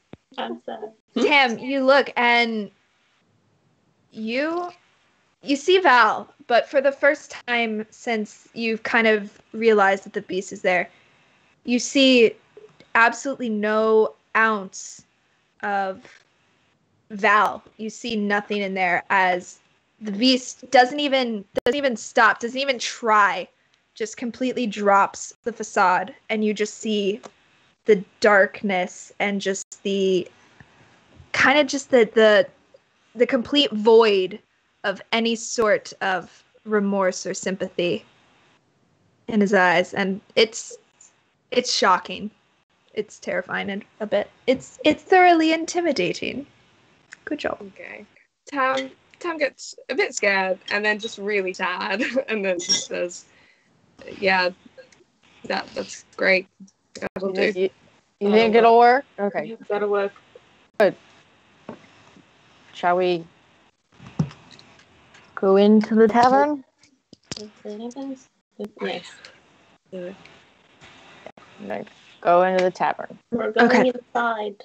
So upon entering, you see a kind of reddish interior, almost to the point that it's a little bit extreme. Very clear. It's like kind of like a themed pub where the walls around you are painted with a very dark maroonish color, and the tables as well are a Oh, did it do it again? Sorry. Okay, sorry, I was just like heard my voice. Darker interior as well, kind of like a deep stained cherry wood. Everything looks sticky. Like this is this is a gross looking place. Everything looks kind of some semblance of broken. There's pipes sticking out. It's just it's overall it's not a very pleasant place to stay. It looks as though if you just even touch a table you get tetanus. It's not a good locale, and certainly nothing compared to what you've been experiencing previously. Looking around, there seems to be quite a couple customers, a few imps. There appears to be a barbed devil that's kind of sipping on some reddish looking kind of drink in the corner. There is what looks to be a half elf sitting at the front of the pub, kind of wiping things down. That looks incredibly just burned on the entire side of his body. Just one side is completely just kind of burned. The other side doesn't look that much better. It's pockmarked and things, but it's not the complete scarring and kind of white blistering of the other side. And he kind of, everyone, by the way, as you walk in, everyone turns and just cocks their head a little, intrigued as to what a bunch of people are doing here. They're like empty tables, like in here, like that you could like. Good. Yeah. Yeah, there's one. You go and you kind of sit down, pull it out, sit down. You kind of hear it as you sit, and the chair is squishy, like sticky. The table's sticky. It's rusty. It's kind of gross. It's a dive bar. It's worse than a dive bar. It's like a dive bar that closed down 15 years ago, and then a bunch of kids in like a small town were like, oh my gosh, you know what? Let's go and be cool and hang out there. And they're like drinking beer for the first time. It's like that kind of gross. Great. Sorry. There's I got a notification from my government, and apparently there is a person that is wanted in homicide roaming around my town. So that's fun. Perfect. Okay, so you are in this. I'm gonna like point to the table and like send the guys like, just go sit down. Just go sit down. And I'm gonna walk up to the bar. Okay. Is there like a sign that says like what there is to drink, or is it just on tap? Nope. They're tap? There's just the half elf that is burned and is just wiping down the counter. Looks you up and down, says, yeah? What do you got? Who's asking? Me and my friends back there, they're a little thirsty, would like something to consume.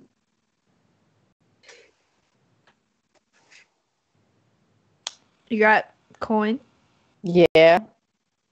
And I like take out, I don't know, how much money do I have is the real question. Where is it? I don't know. I'll drop like 2 or 3 silver, or maybe more than that. Maybe like 2 gold. 2 gold? 2 gold. Okay.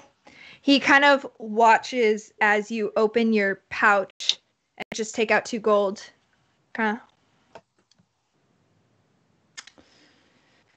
Sit down. I'll bring you the house special. Thanks.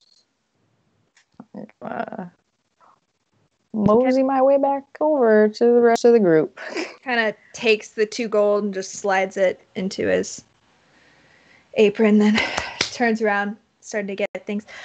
At this point, you guys are very much aware that every single eye in this tavern is on you.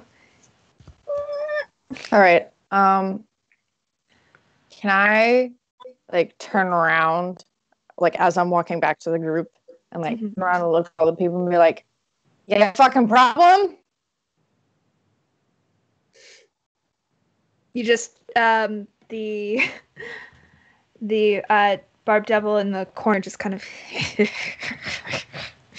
laughs, kind of, and just goes back to his drink, but is still staring.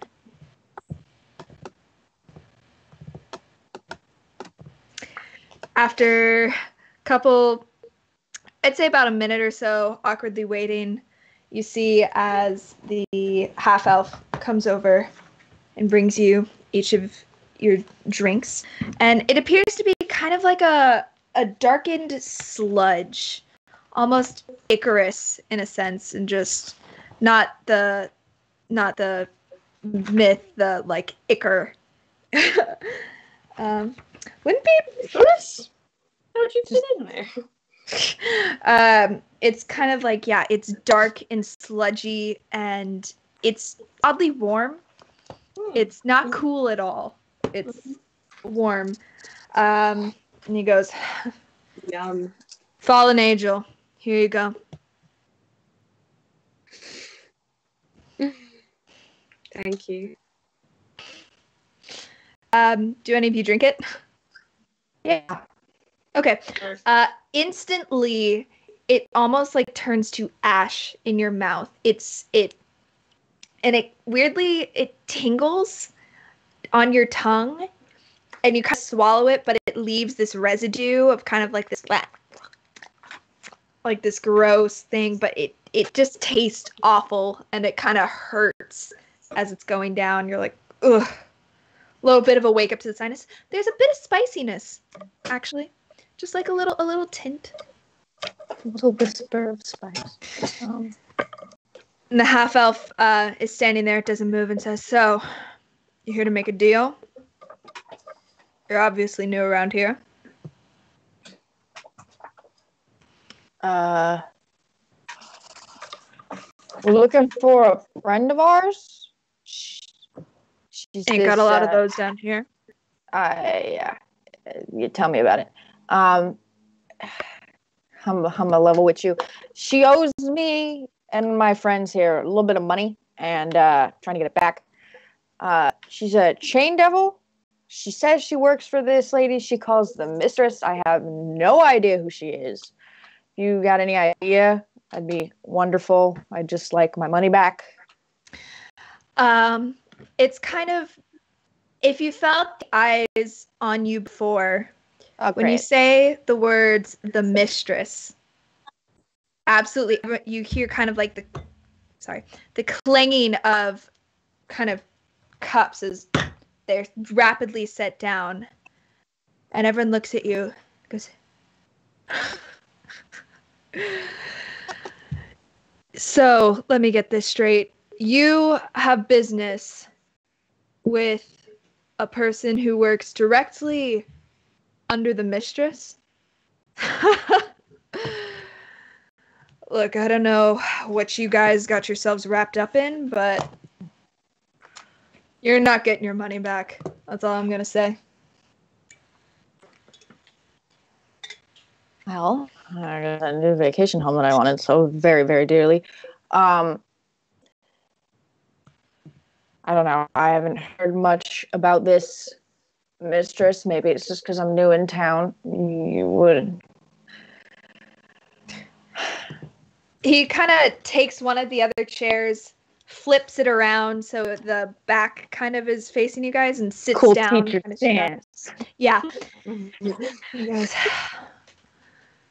"Well, I'd be happy to tell you for 10 gold. I'm sure you can afford it." Does anybody have 10 gold? Do I have 10 gold? I do. I'll slap down 10 gold. All right. He takes I it. should probably slap it down. What? No, go for it. Might slap down like 12. Okay. Takes it, and you kind of watch as it kind of almost disappears in his hand like a cool illusion.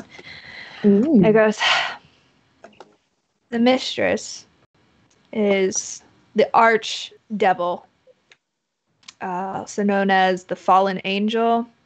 She who has fallen None of this ringing a bell for you?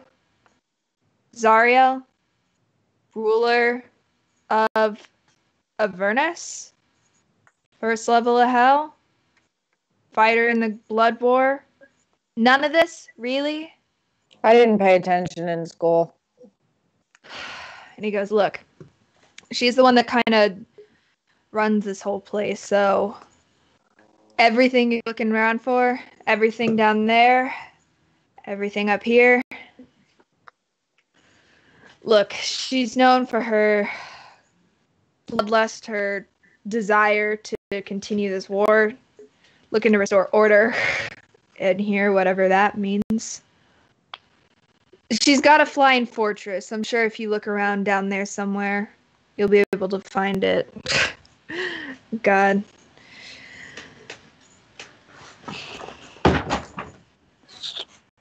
Is there anything else you can tell us about her? About her? She's secretive. Do I look as though I'm one of the generals in her army? Look, I just run this tavern. And if you're looking to make a deal, you can definitely find plenty of those. But if you're looking for her personally, it's going to be a bit more difficult to come by.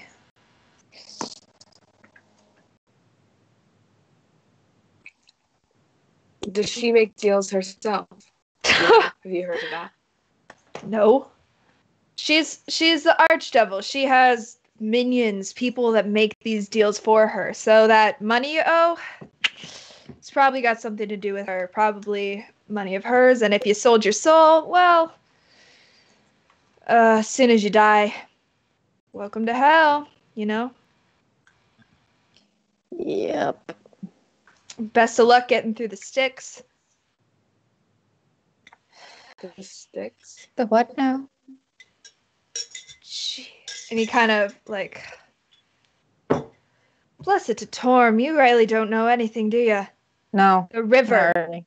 Big old river down there. Pass through it, turn into a lemur. Or get your soul devoured into a coin. Traded for business, traded for parts.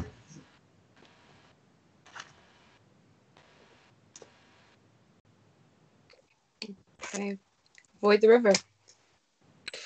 I mean, I would recommend that unless you want to turn into a slobbering idiot. But, hey, your prerogative.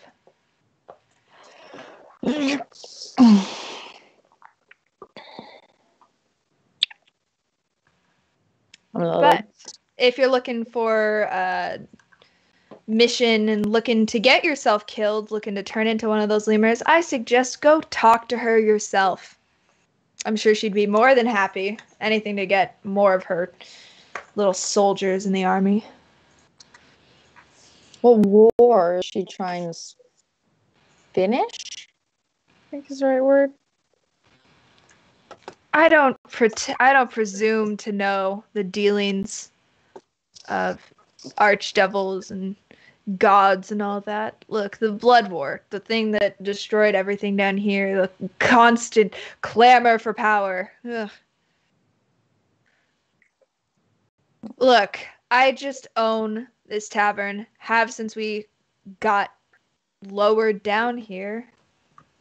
None of these idiots are strong enough to rip it from my grasp, so I sit here.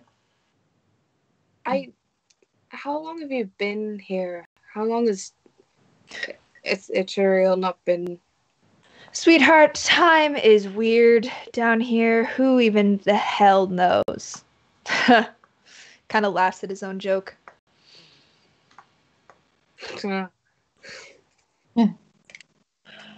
I'm gonna take another sip of that slut. It is even worse than it was prior. It's god awful. Like you kind of, it's like drinking cigarette smoke. Like it's just disgusting.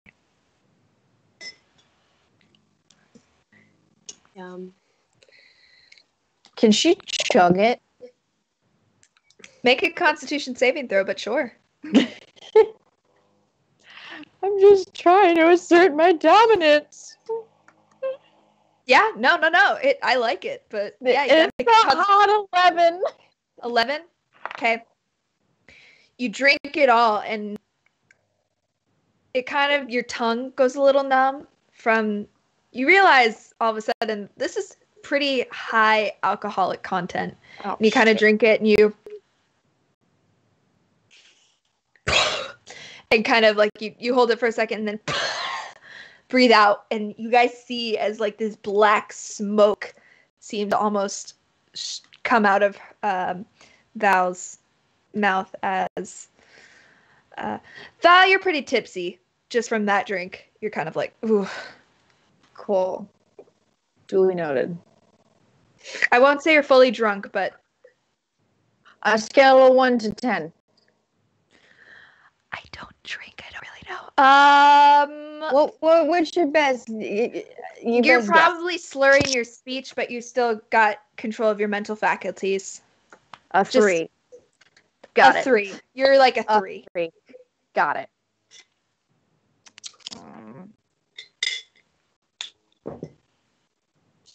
You want to get going? Should we get going? Yes. Yeah. Sorry. Do you have any? Do you have rooms? Is this an inn or is this just a bar?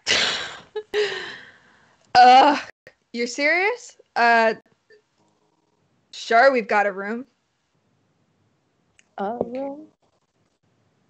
Yeah, we've got a room. Not a lot of people come here looking for our 5-star service, and most people who come down here for permanent residency don't tend to. Yeah.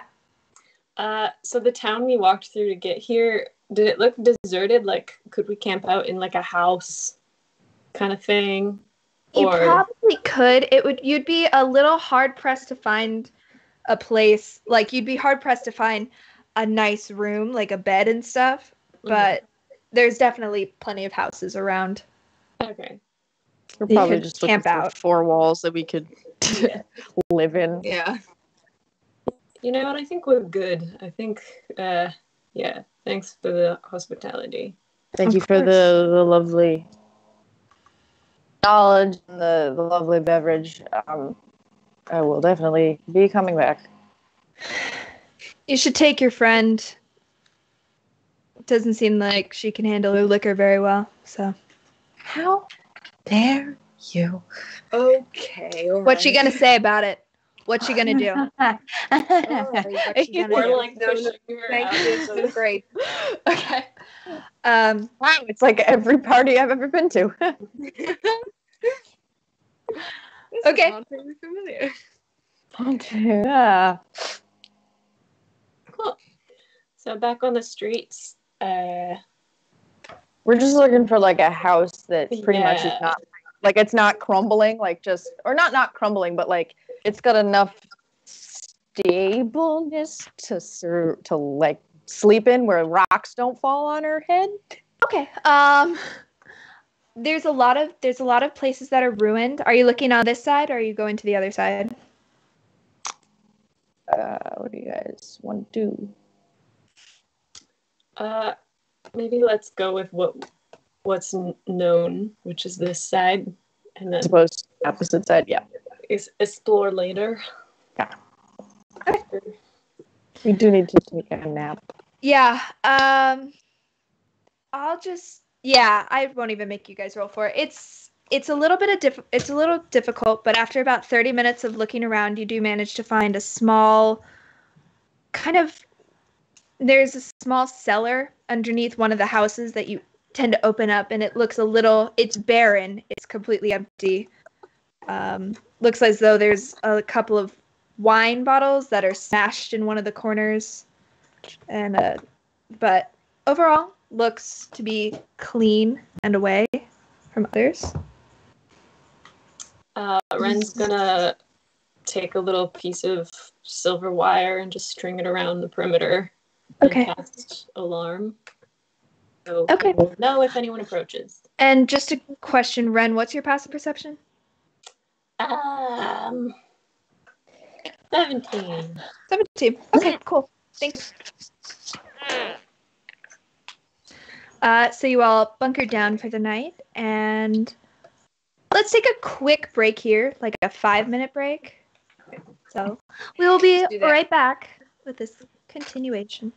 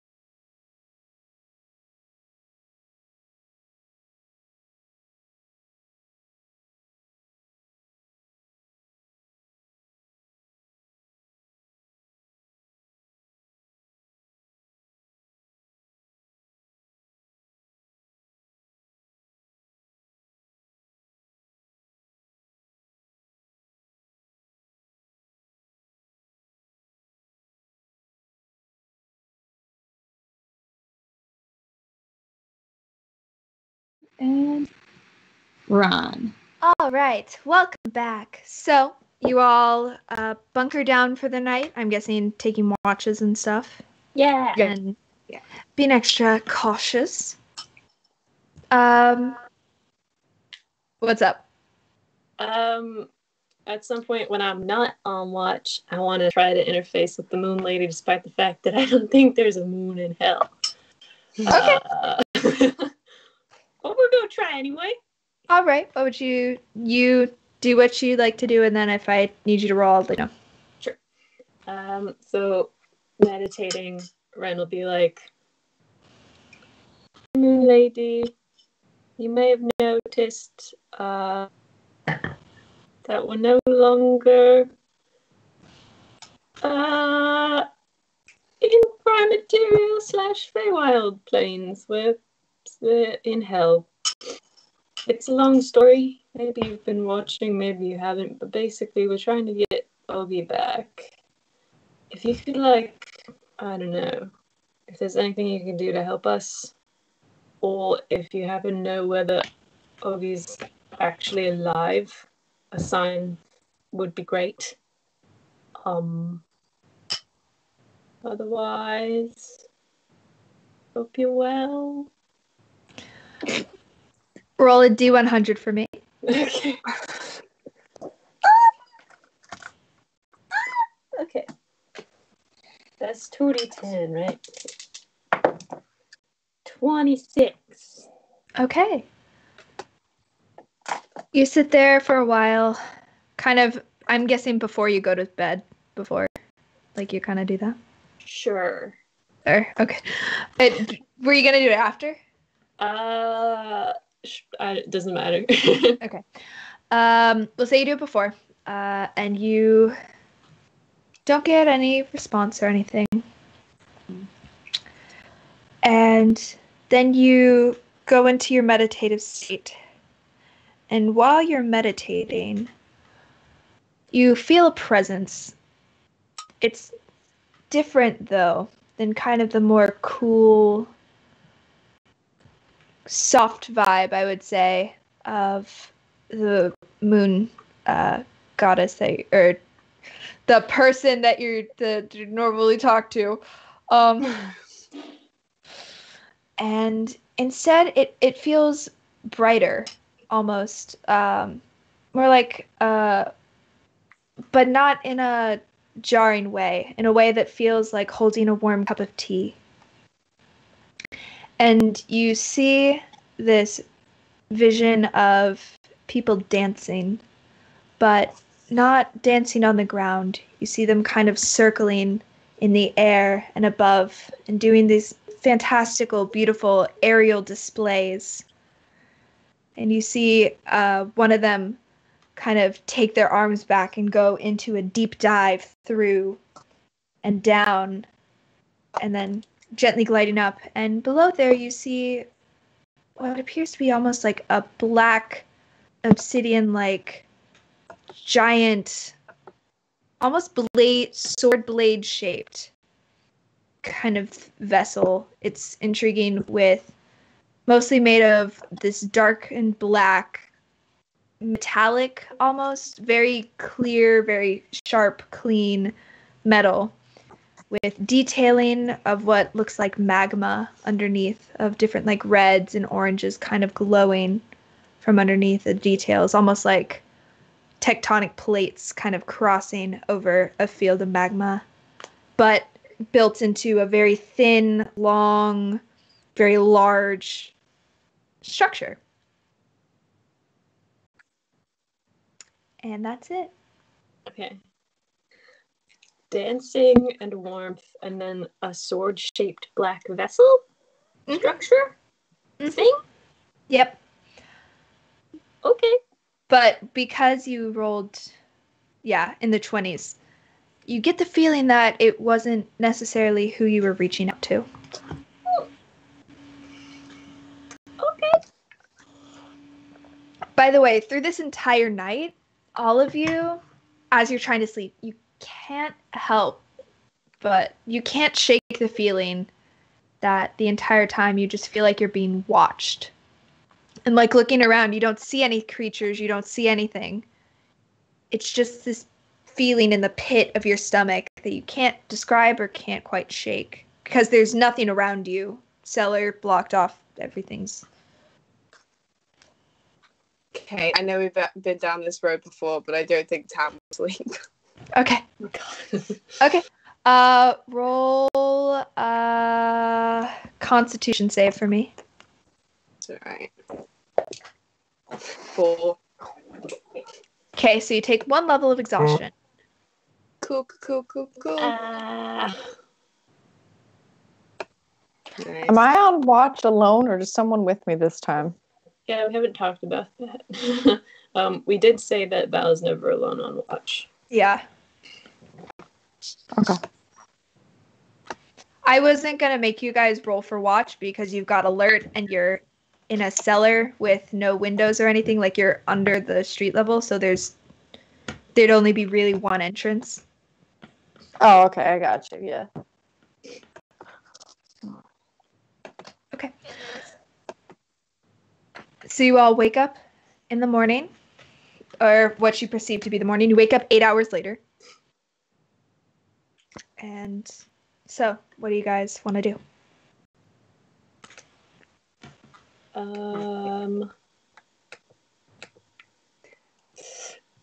So it sounds like the chain devil lady is fairly unattainable and unreachable. Well, at least the person she works for, right? Yeah. The mistress. The arch- fallen angel lady, the archdevil that rolls over the first layer of hell.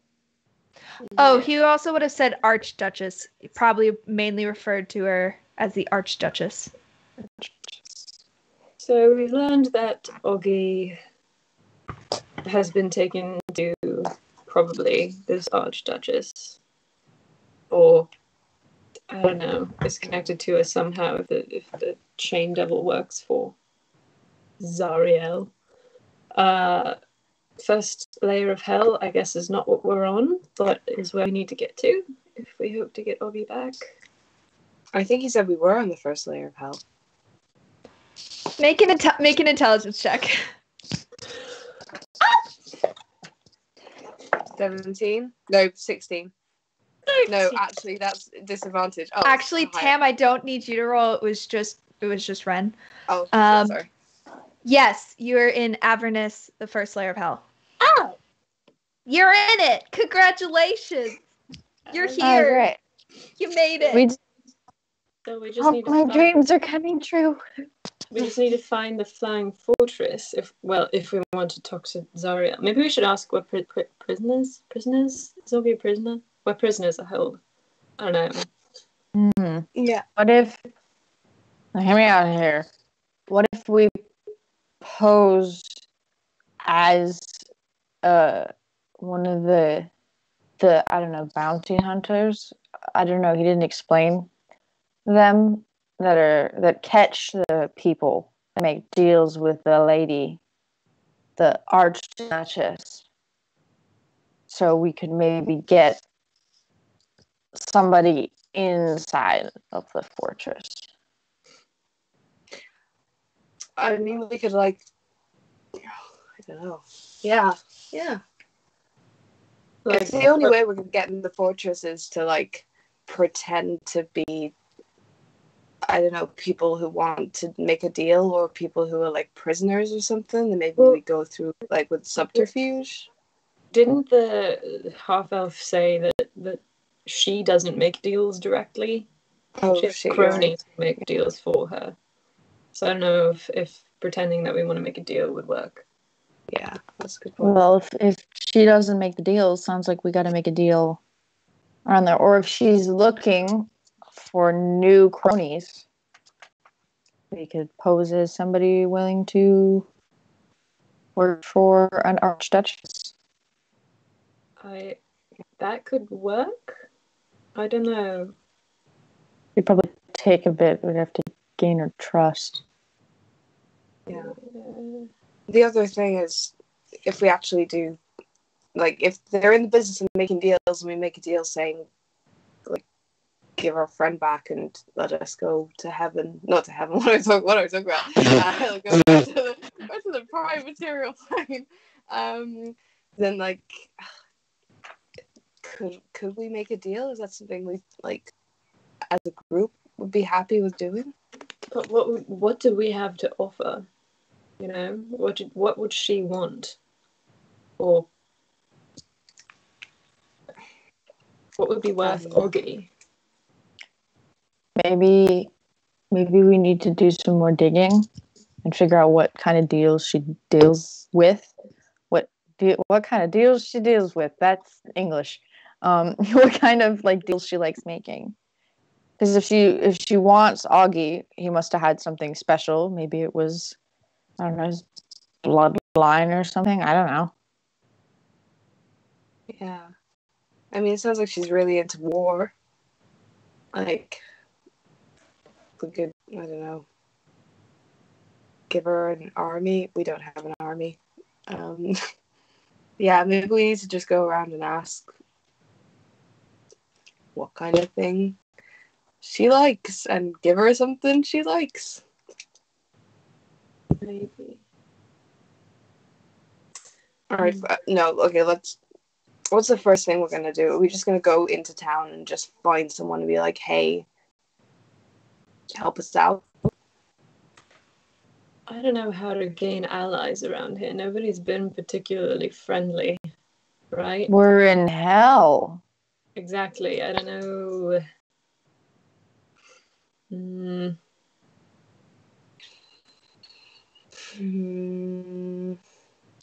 Okay, when we were walking in, did we see that big flying fortress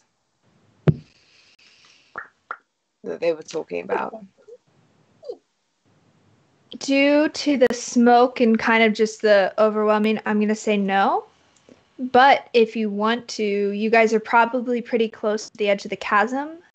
If you wanted to try and do that, you can also go on top of a building to try and see more. Like, there's places where you can get a vantage point to try and look around and see. Let's do that. I like that. You could also climb up on a spike at the edge of the cities. That's another option to see around. But yeah. I'm gonna climb the building, do some Legolas and. All right. Roll an acrobatics check or athletics check, whichever one you want. But I think you're gonna want acrobatics. It's a flexible one. 17. 17. Okay. Very acrobatic, very roguelike. You managed to get your way up there, looking pretty cool. At one point, you do the thing where you almost fall, then you like catch yourself, and your abs are so straight, like you're able to bring it back up. Like, it's very cool. You look badass. Go ahead and roll a perception check for me, please. Okay.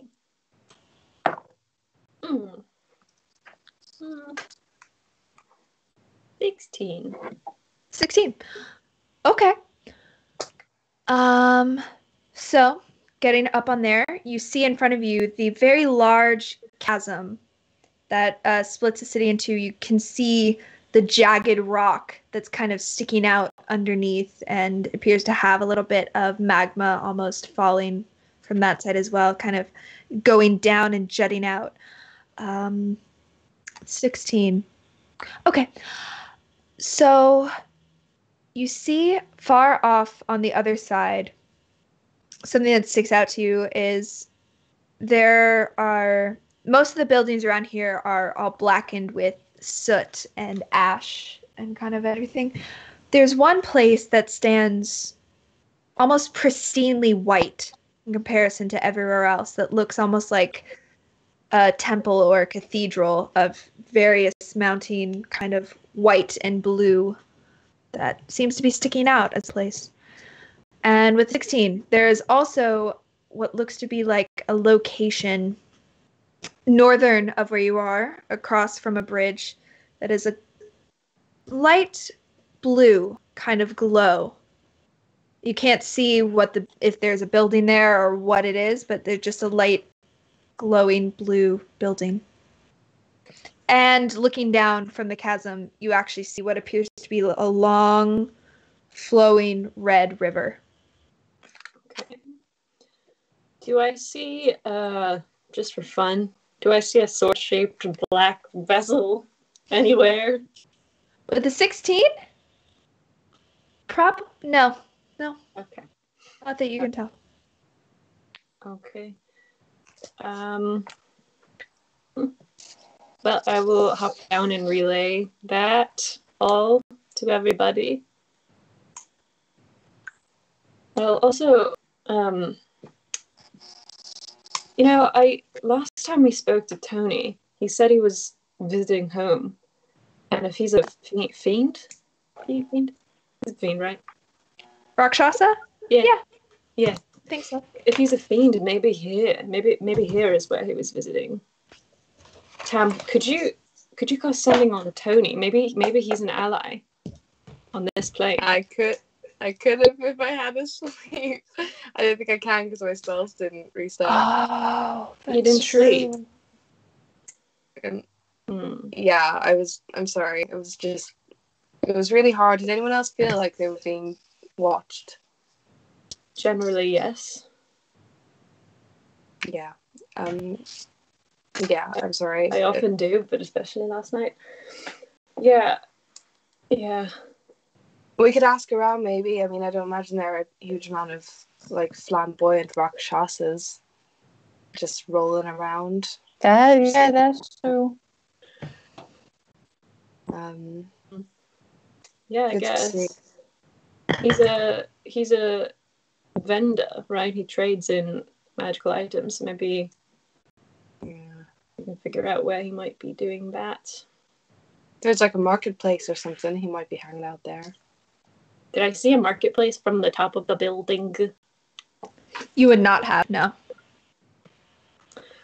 Well, did I see one on the map? You go and kind of recall and think of, and the only marketplace seemed to be the one that you found the map in that was destroyed. Cool, great. That also, by the way, that map was only of the city that you're currently in. It didn't have anything of the plain underneath. So we can go to the you said the big white temple cathedral, the light blue glowing building, but avoid the river. Yeah. Otherwise, it's time for mush. What do we feel like? The freaking blue or white? By the way, the white is down. So, kind of, if you look at the map there, the blue is pretty close to the Torm's. Which one? I believe it's near Torm's Blade. Let me check my map. I just closed out of it. Torm's Reach. It's close to there. The one that you saw looking at the map is the High's Hall, which is down at the southwest side of the map. Okay.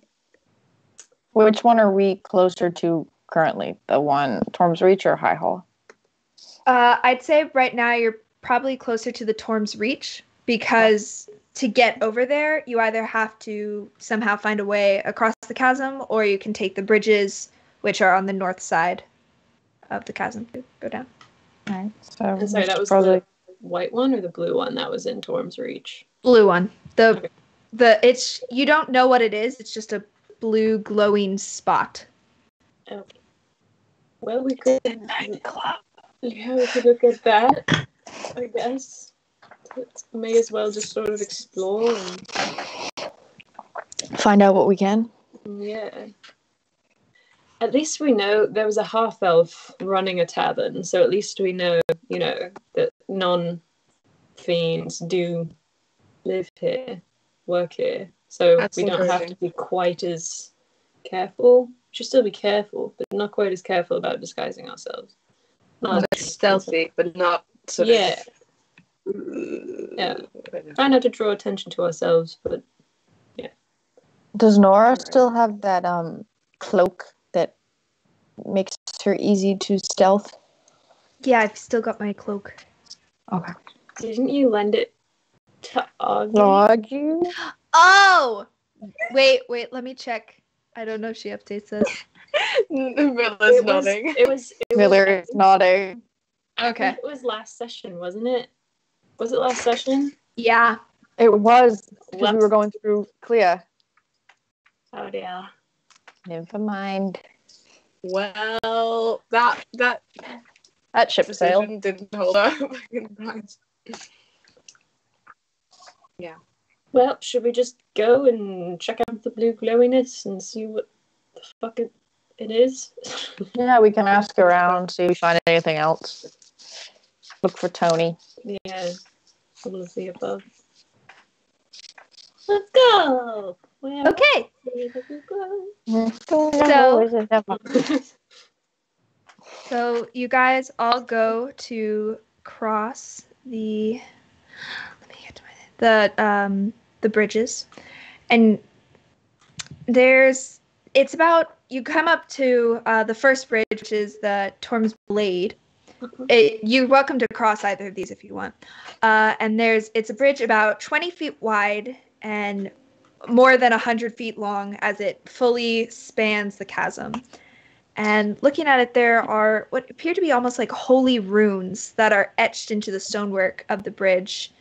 And it indicates that it's been, the bridge itself has been consecrated in the name of Torm, which is the god of courage and self-sacrifice. And yeah, there appear to be on either side of kind of these large things, there appear to be two almost infernal-like looking statues that are sitting there, claws, mouths open, facing towards. Cool. Do we have to cross one in order to get to the blue glow, or what? You look around at the other chasm, you see off in the distance there's oh my gosh, where is it? The Torm's Reach bridge is over across about, I'd say, a couple 100 feet away. But looking around everywhere else, it seems to be the only place that, as far as you can tell, to be able to cross this chasm. Okay. If you had the ability to fly, that would also Sorry, because I wasn't clear. Is the blue glow on the other side, though? Like, yes. Do we have to Yes. Okay. Oh, Sorry. okay. Then Sorry, let's my go. bad. I thought they were on the same side. Let's go. Yeah, let's go over. Yeah. We'll go over on this one. Don't have to walk as far. Okay. So you all make your way across. 1 second. Okay. So you all make your way across. And you're now on the western side. It's very much similar to the eastern side. And it looks like the exact same. It's not like it's two different cities such as Bombwich and their sister town. This is very much the same city that's almost been kind of like ripped apart, with these two bridges being the only tendrils kind of keeping them together. Cool. So you all make your way to the blue light or the blue glowy thing. Okay. So you all make your way, crossing through alleyways and such, and again, can't shake that feeling that you feel like you're being watched or listened to or something of that nature as you make your way through, kind of taking a moment to look over your shoulder. You don't see anything. It's just this. I take out the lantern thing. Okay. I'm gonna see if anything invisible is following us or watching us. Okay. You turn it. Don't see anything. Well, wait. Shit. Oh no. 1 second. Please check components. It's our good friend Augie. Monster manual? Oh, it's so nice to see you. Let's go back to... Did she just take out the monster manual? Maybe. Oh, fuck. Okay. So, what you see, actually, as you loom it around, you kind of go around behind you. Ha! Turn around. Don't see anything. You kind of gaze it up a little, and you see this small glowing orb about the size of your fist that looks to be kind of red. It's this blue, like this glowing red orb that has kind of this black slit running down the middle. It's just So floating. it's the eye of Sauron, then. Just floating gently. I'd say about 5-10 feet above you. I'm gonna shoot it. Oh, okay.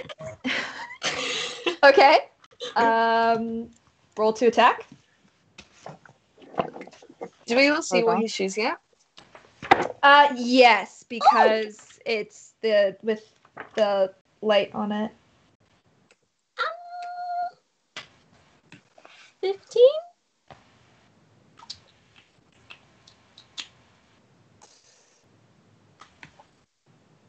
Okay.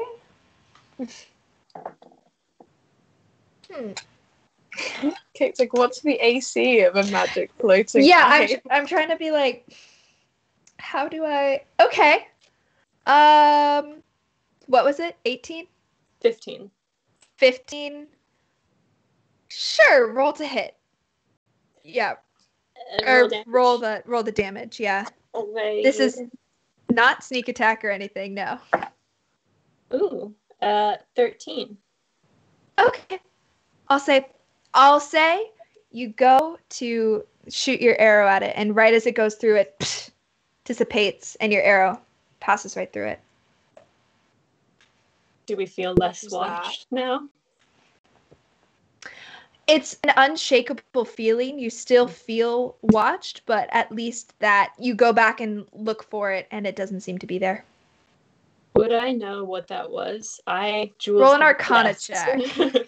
Yeah, I have a guess, but I don't think Ren would necessarily know. I rolled a 7. Plus 1 is 8. Okay. You know what? You've seen advisors on your parents' council do something similar. You just kind of you get the sense that it was something that was used in some ability to scry or to watch you kind of closely. Well, someone is watching us. Someone with a very devilish aesthetic. That's troubling, but not surprising. They're not watching us exactly at this moment anymore. Maybe. It seems. Right. But I guess Maybe we can just keep an eye out for more of those red eyes. Maybe next time we could like write a sign and hold it up and be like, "Who are you? What the fuck do you want?" I don't know. Does Where's scrying? Augie?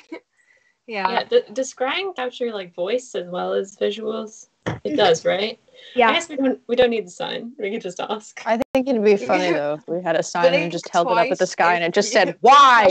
Just occasionally, just like flipping them off, just a random building every now and then, just like Yep. Maybe 5 minutes. Yeah. Maybe next time we try to communicate with it, because something watching us means that we've got something's attention. It would be good to what? You know? Yeah, I agree.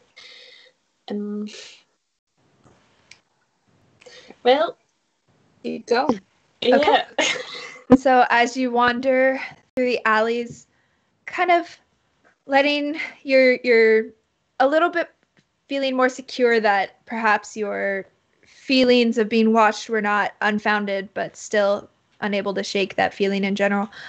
You make your way through, and you begin to see a blue glow kind of hitting from the corner just off the edge. And as you approach, what you see is actually a very large pit, similar to the pit in which Augie was taken down. But this one is just a thin layer and then continues all the way down. Kind of, you can, if you were to look over, you could probably see the bottom below this city. above, though, it kind of just has this general faint, glowing, light blue with small dots and like of dust and white. And you watch as you walk close by, you accidentally kick a small kind of rock in, and you see it go dip down for a second, and then it begins to gently float up, and kind of just like floating around, not fully up and continues off into the sky, but just seems to be generally just kind of floating and dancing. And you see as there are other small artifacts and things that have been probably accidentally tossed in here after a while that seem to be in that similar Like under a roller coaster, there's a few pairs of sunglasses and yeah, like a Mickey Mouse hat and like yeah. Cool. There's that like one person who was trying to take a video of it and they dropped their like BlackBerry and it's just sitting on a rock. It's rough. Okay. I really want to touch it, but I feel like we shouldn't touch it. I mean, you know what my answer always is. Ren, by the way, this bluish glowing light, you realize at once this is similar to the setting in which you saw those people dancing in your vision. Huh. Maybe now is the time to tell you guys about a dream that I had.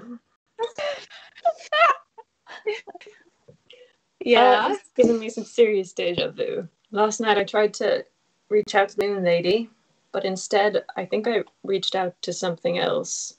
It was like, it wasn't like, it seemed nice. I don't know. It was like warmth, and there were people like floating around dancing. And there was like a sword-shaped black thing with like magma paint, like a child's first race car.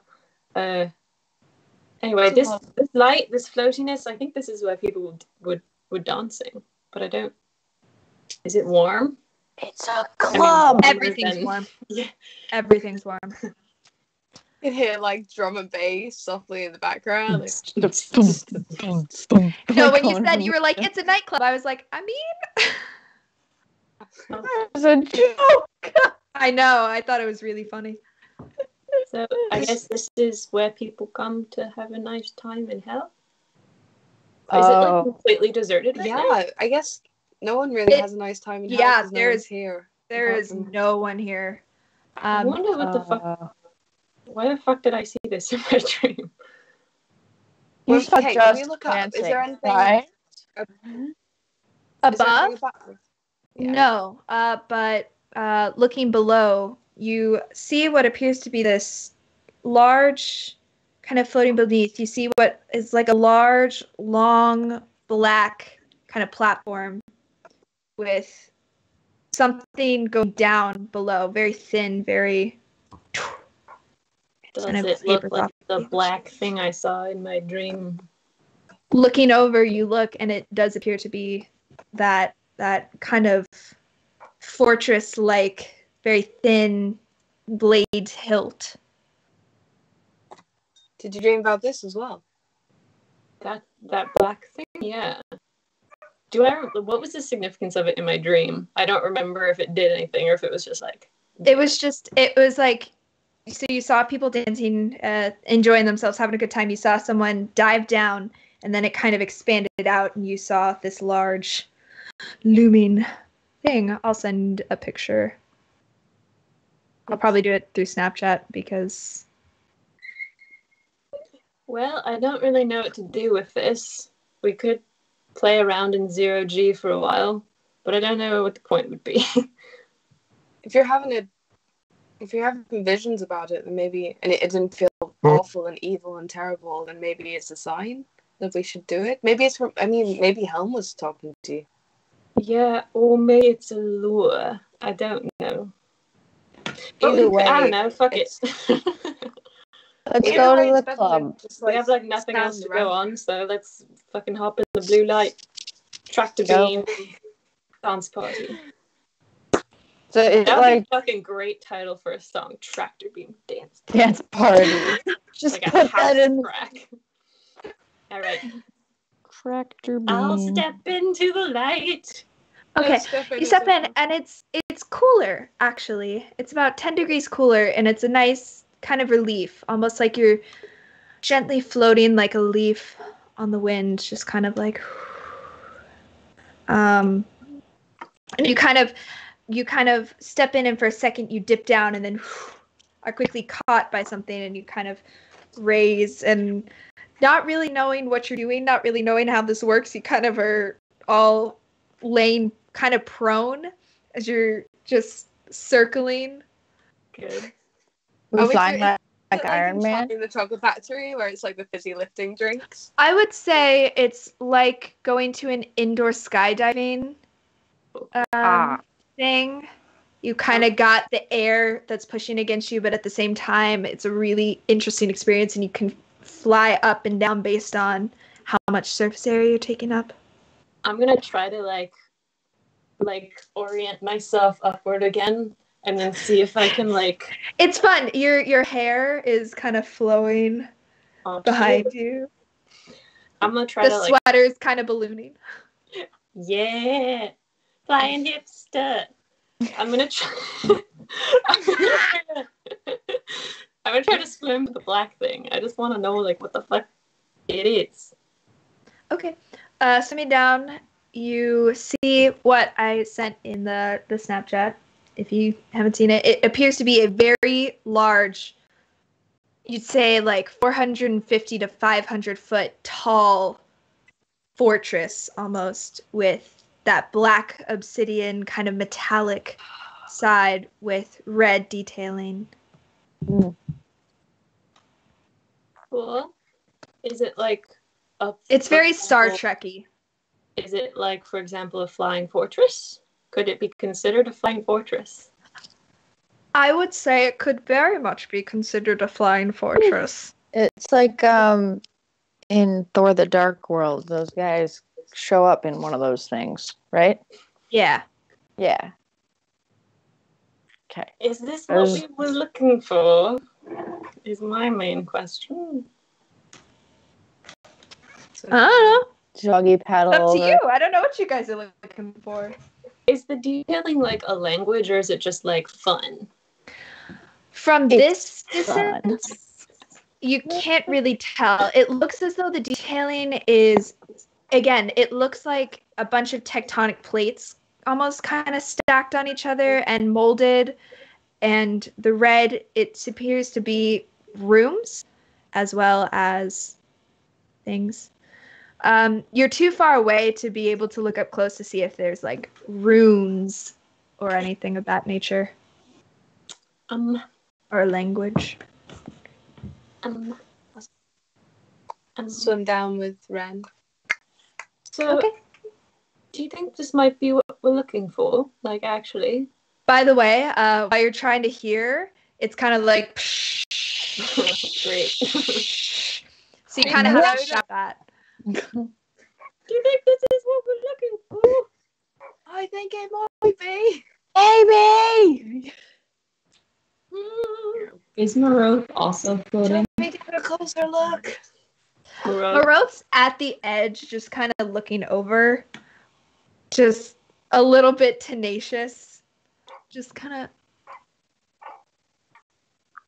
Probably will jump in if you beckon, but until then, it's like. I'm gonna wait until we figure out what the fuck is happening. Should we look for a door, or like what are we doing? We're floating.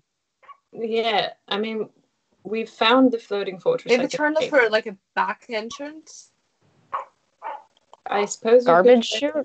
Try to find a way in. Yeah, like a cellar or something. I don't know. Is that like breaking into Buckingham Palace? Like, could we be arrested for that? Like, I feel like Probably. is it a bad idea? Technically, breaking into anywhere can get you arrested. So Yeah, but being arrested in hell, I Even feel if we break in, slightly then worse. this means we're potentially closer to Augie. True. And if we get arrested, maybe we'll be taken to where he's being held, if he is being held. or we could be tortured and put to death. which I don't know how that works when you're already in hell. No clue. No idea. Maybe we'll double die? Ooh, that'd be fun. Double death. Roll an intelligence check. Can you double die in D&D? Can I double die in hell? No, just Val. Okay.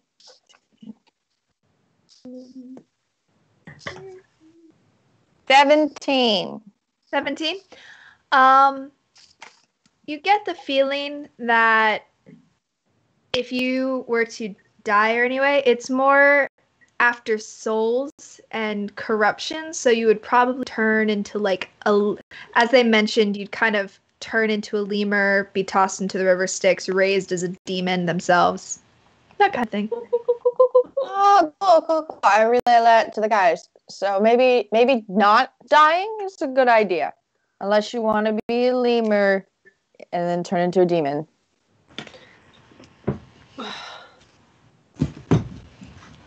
Would it be a better idea to try to follow the Tony lead than break into the Archduchess's By the way, floating palace? that kind of like sludgy, slimy thing, that's a lemur, not the animal. I was super picturing the animal. I could see it in all of your faces, and I was like, I was like, that doesn't sound that fucking bad. My brain was like, I'm King Julian. It'll be great. I'll be a lemur. No, you basically turn into the like the mud guy from Candyland. Well, yeah. So now that we know where it is at the very least, or at least how to spot it, the blue glow. Maybe we should go back, try to find Tony, have an ally, get some more information from a friendly face. Do y'all know anybody who's been to hell recently? We could also look for, besides Tony, anybody who's died recently other than Augie, we could hit up. I know several people who would be in hell, and I don't particularly want to talk to them. Yeah, we've killed quite a lot of people who I think are probably here. I'm happy to leave if you guys are happy to leave. The only thing I'd say is you had a good vision that led you here. You felt like it was a good feeling.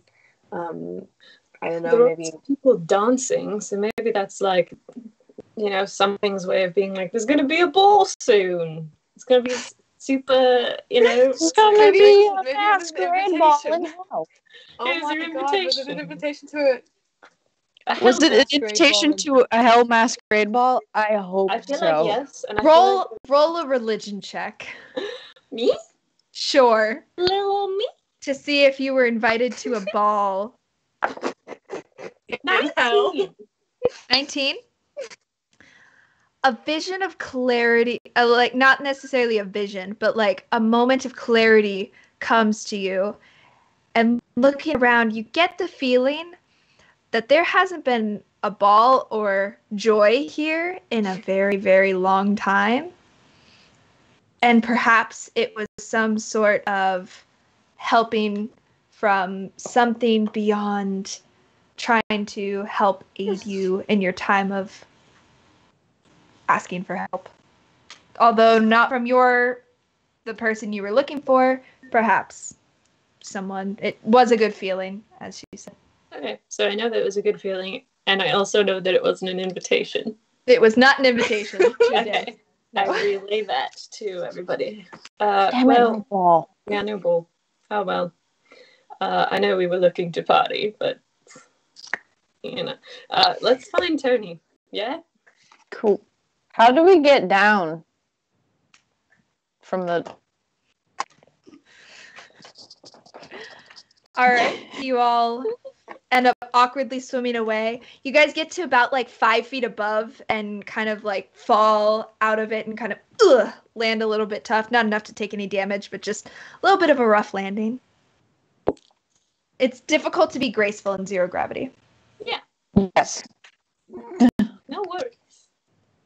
You look and Nora's hair's really messy and like messed up. It's like... Well,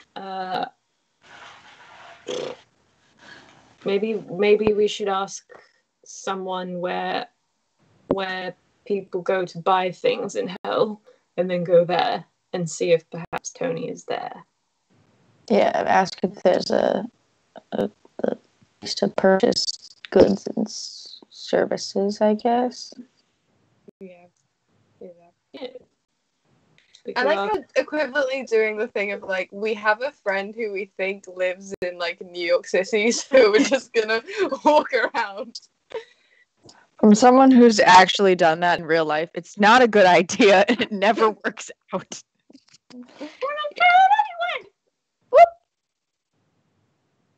What? Sorry, yeah. Screaming. Should we go back And have to a look the... around, maybe see if there's anyone who looks approachable as we walk. Okay, roll an investigation check. Could I do it too? Where are you guys walking? That will help. Are you staying on this western side, or are you... Yeah, Sure. that's also where the White Castle is as well, right? Okay. Yeah, we could maybe like sort of just walk toward that, because that was Heading the towards the other high one. hall. Yeah. Okay. Yeah, go ahead and roll an investigation check as you guys are trying to search for a friendly looking face in hell. Is that 6? 14. I can't. Oh, Yeah. 7. Ow, ow. okay. 23. Okay. All right, Val. You see, kind of as you guys are wandering by, you see what appears to be like a small, sort of elderly-looking imp, which is like less red and just very faded to the point where it's almost like pink and kind of sags everywhere, which the rest of you guys see just looks kind of really scrappy, wants to be left alone. Beast, you see this and you're like, could take him in a fight. Looks fine enough to approach. All right. I'm gonna walk up to the little imp man. Yes. Sorry, didn't mean to startle you. This is an just- infernal, by the way. Got it. So I'm sounding like a demon to the rest of them. Yep. Cool. All right. Hi. Just wondering. Yes. New here. Just, do you guys have like a marketplace or something where I could go like buy goods and stuff, or is that like not a thing here? That burned down years ago.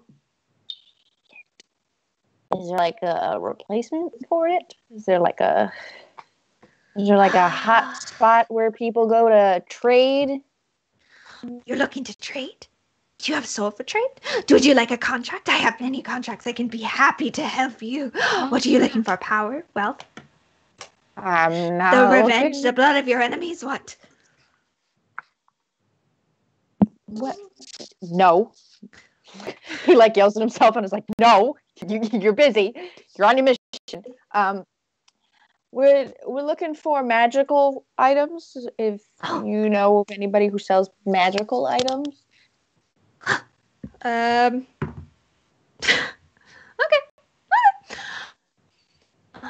That would be... Mahadi would probably know. Yes, Mahadi, yes. He would probably know. He's in the Wandering Emporium. They were here about 6 months ago or so. Oh, okay. Well, thank you so much, my good fellow. Of course. Anything else I can help you with? Do you know of a good eating establishment around here? Anywhere to get food? No! Great. There's no And good eating places around here. I'm gonna drop him like a silver. I'm just gonna pass him like 1 silver for his troubles. He takes it and he goes, kind of bites on it and goes, oh, not much use for it around here, but that's fine. Okay. He goes, for your patronage. Wandering Emporium's probably down at the 3rd level right now or so. Bit difficult to come across. It comes around every 2-3 years or so. God, thank you so much. Of course. do one of these, and I'm gonna turn around. Okay, he kind of like goes away, and you just stop paying attention. He goes and flies off. Cool. So my buddy over there, first of all, tried to sell me he wants me to sell him a soul. I didn't, don't worry. But yeah, that's good. Look, I'm getting better. Anyway, there's this wandering emporium, I believe is what he said. And according to him right now, it would probably be in the third circle. It only comes around every 2 to 3 years. But that was, and I think Matty was his name of the guy who runs it. Mahadi. Mahadi. Mahadi. Mahadi.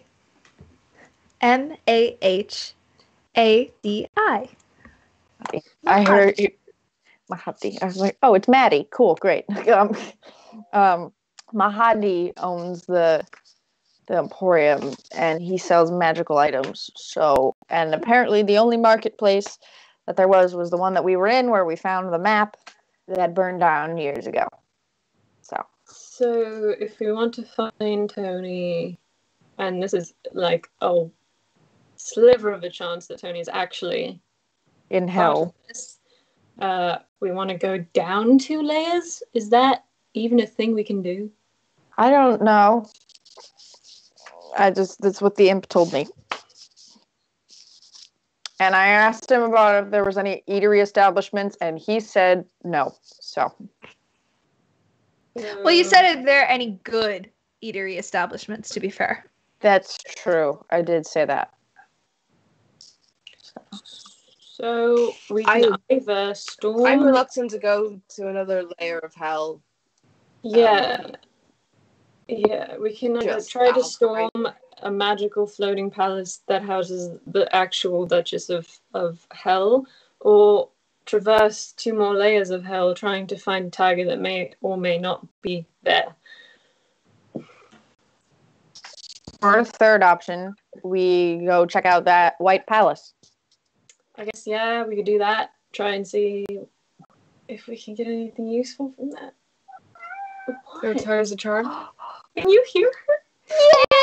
Yeah! What are you selling about, huh? Oh, what's up, dude? Just hanging out. That's fair. Yeah, let's go to the white thing. Okay.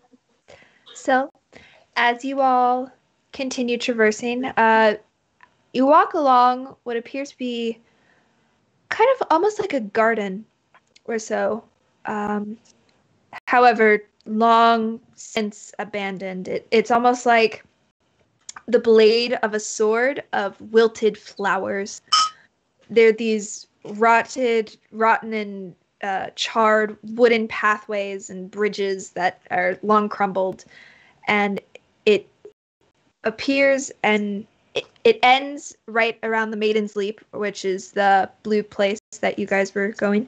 And following along this, it's just wilted and sad. Just the covered in weeds and vines and thorns of just that are long. It looks as though if you were to blow on them or look at them too harshly, they would just crumble to dust. It's just completely dead.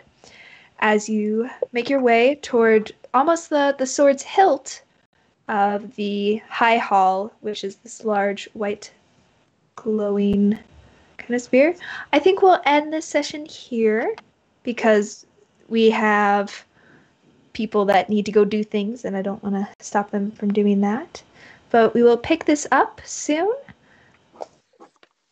Good job, guys. Good job. Going to hell. Oh, hell is really hard.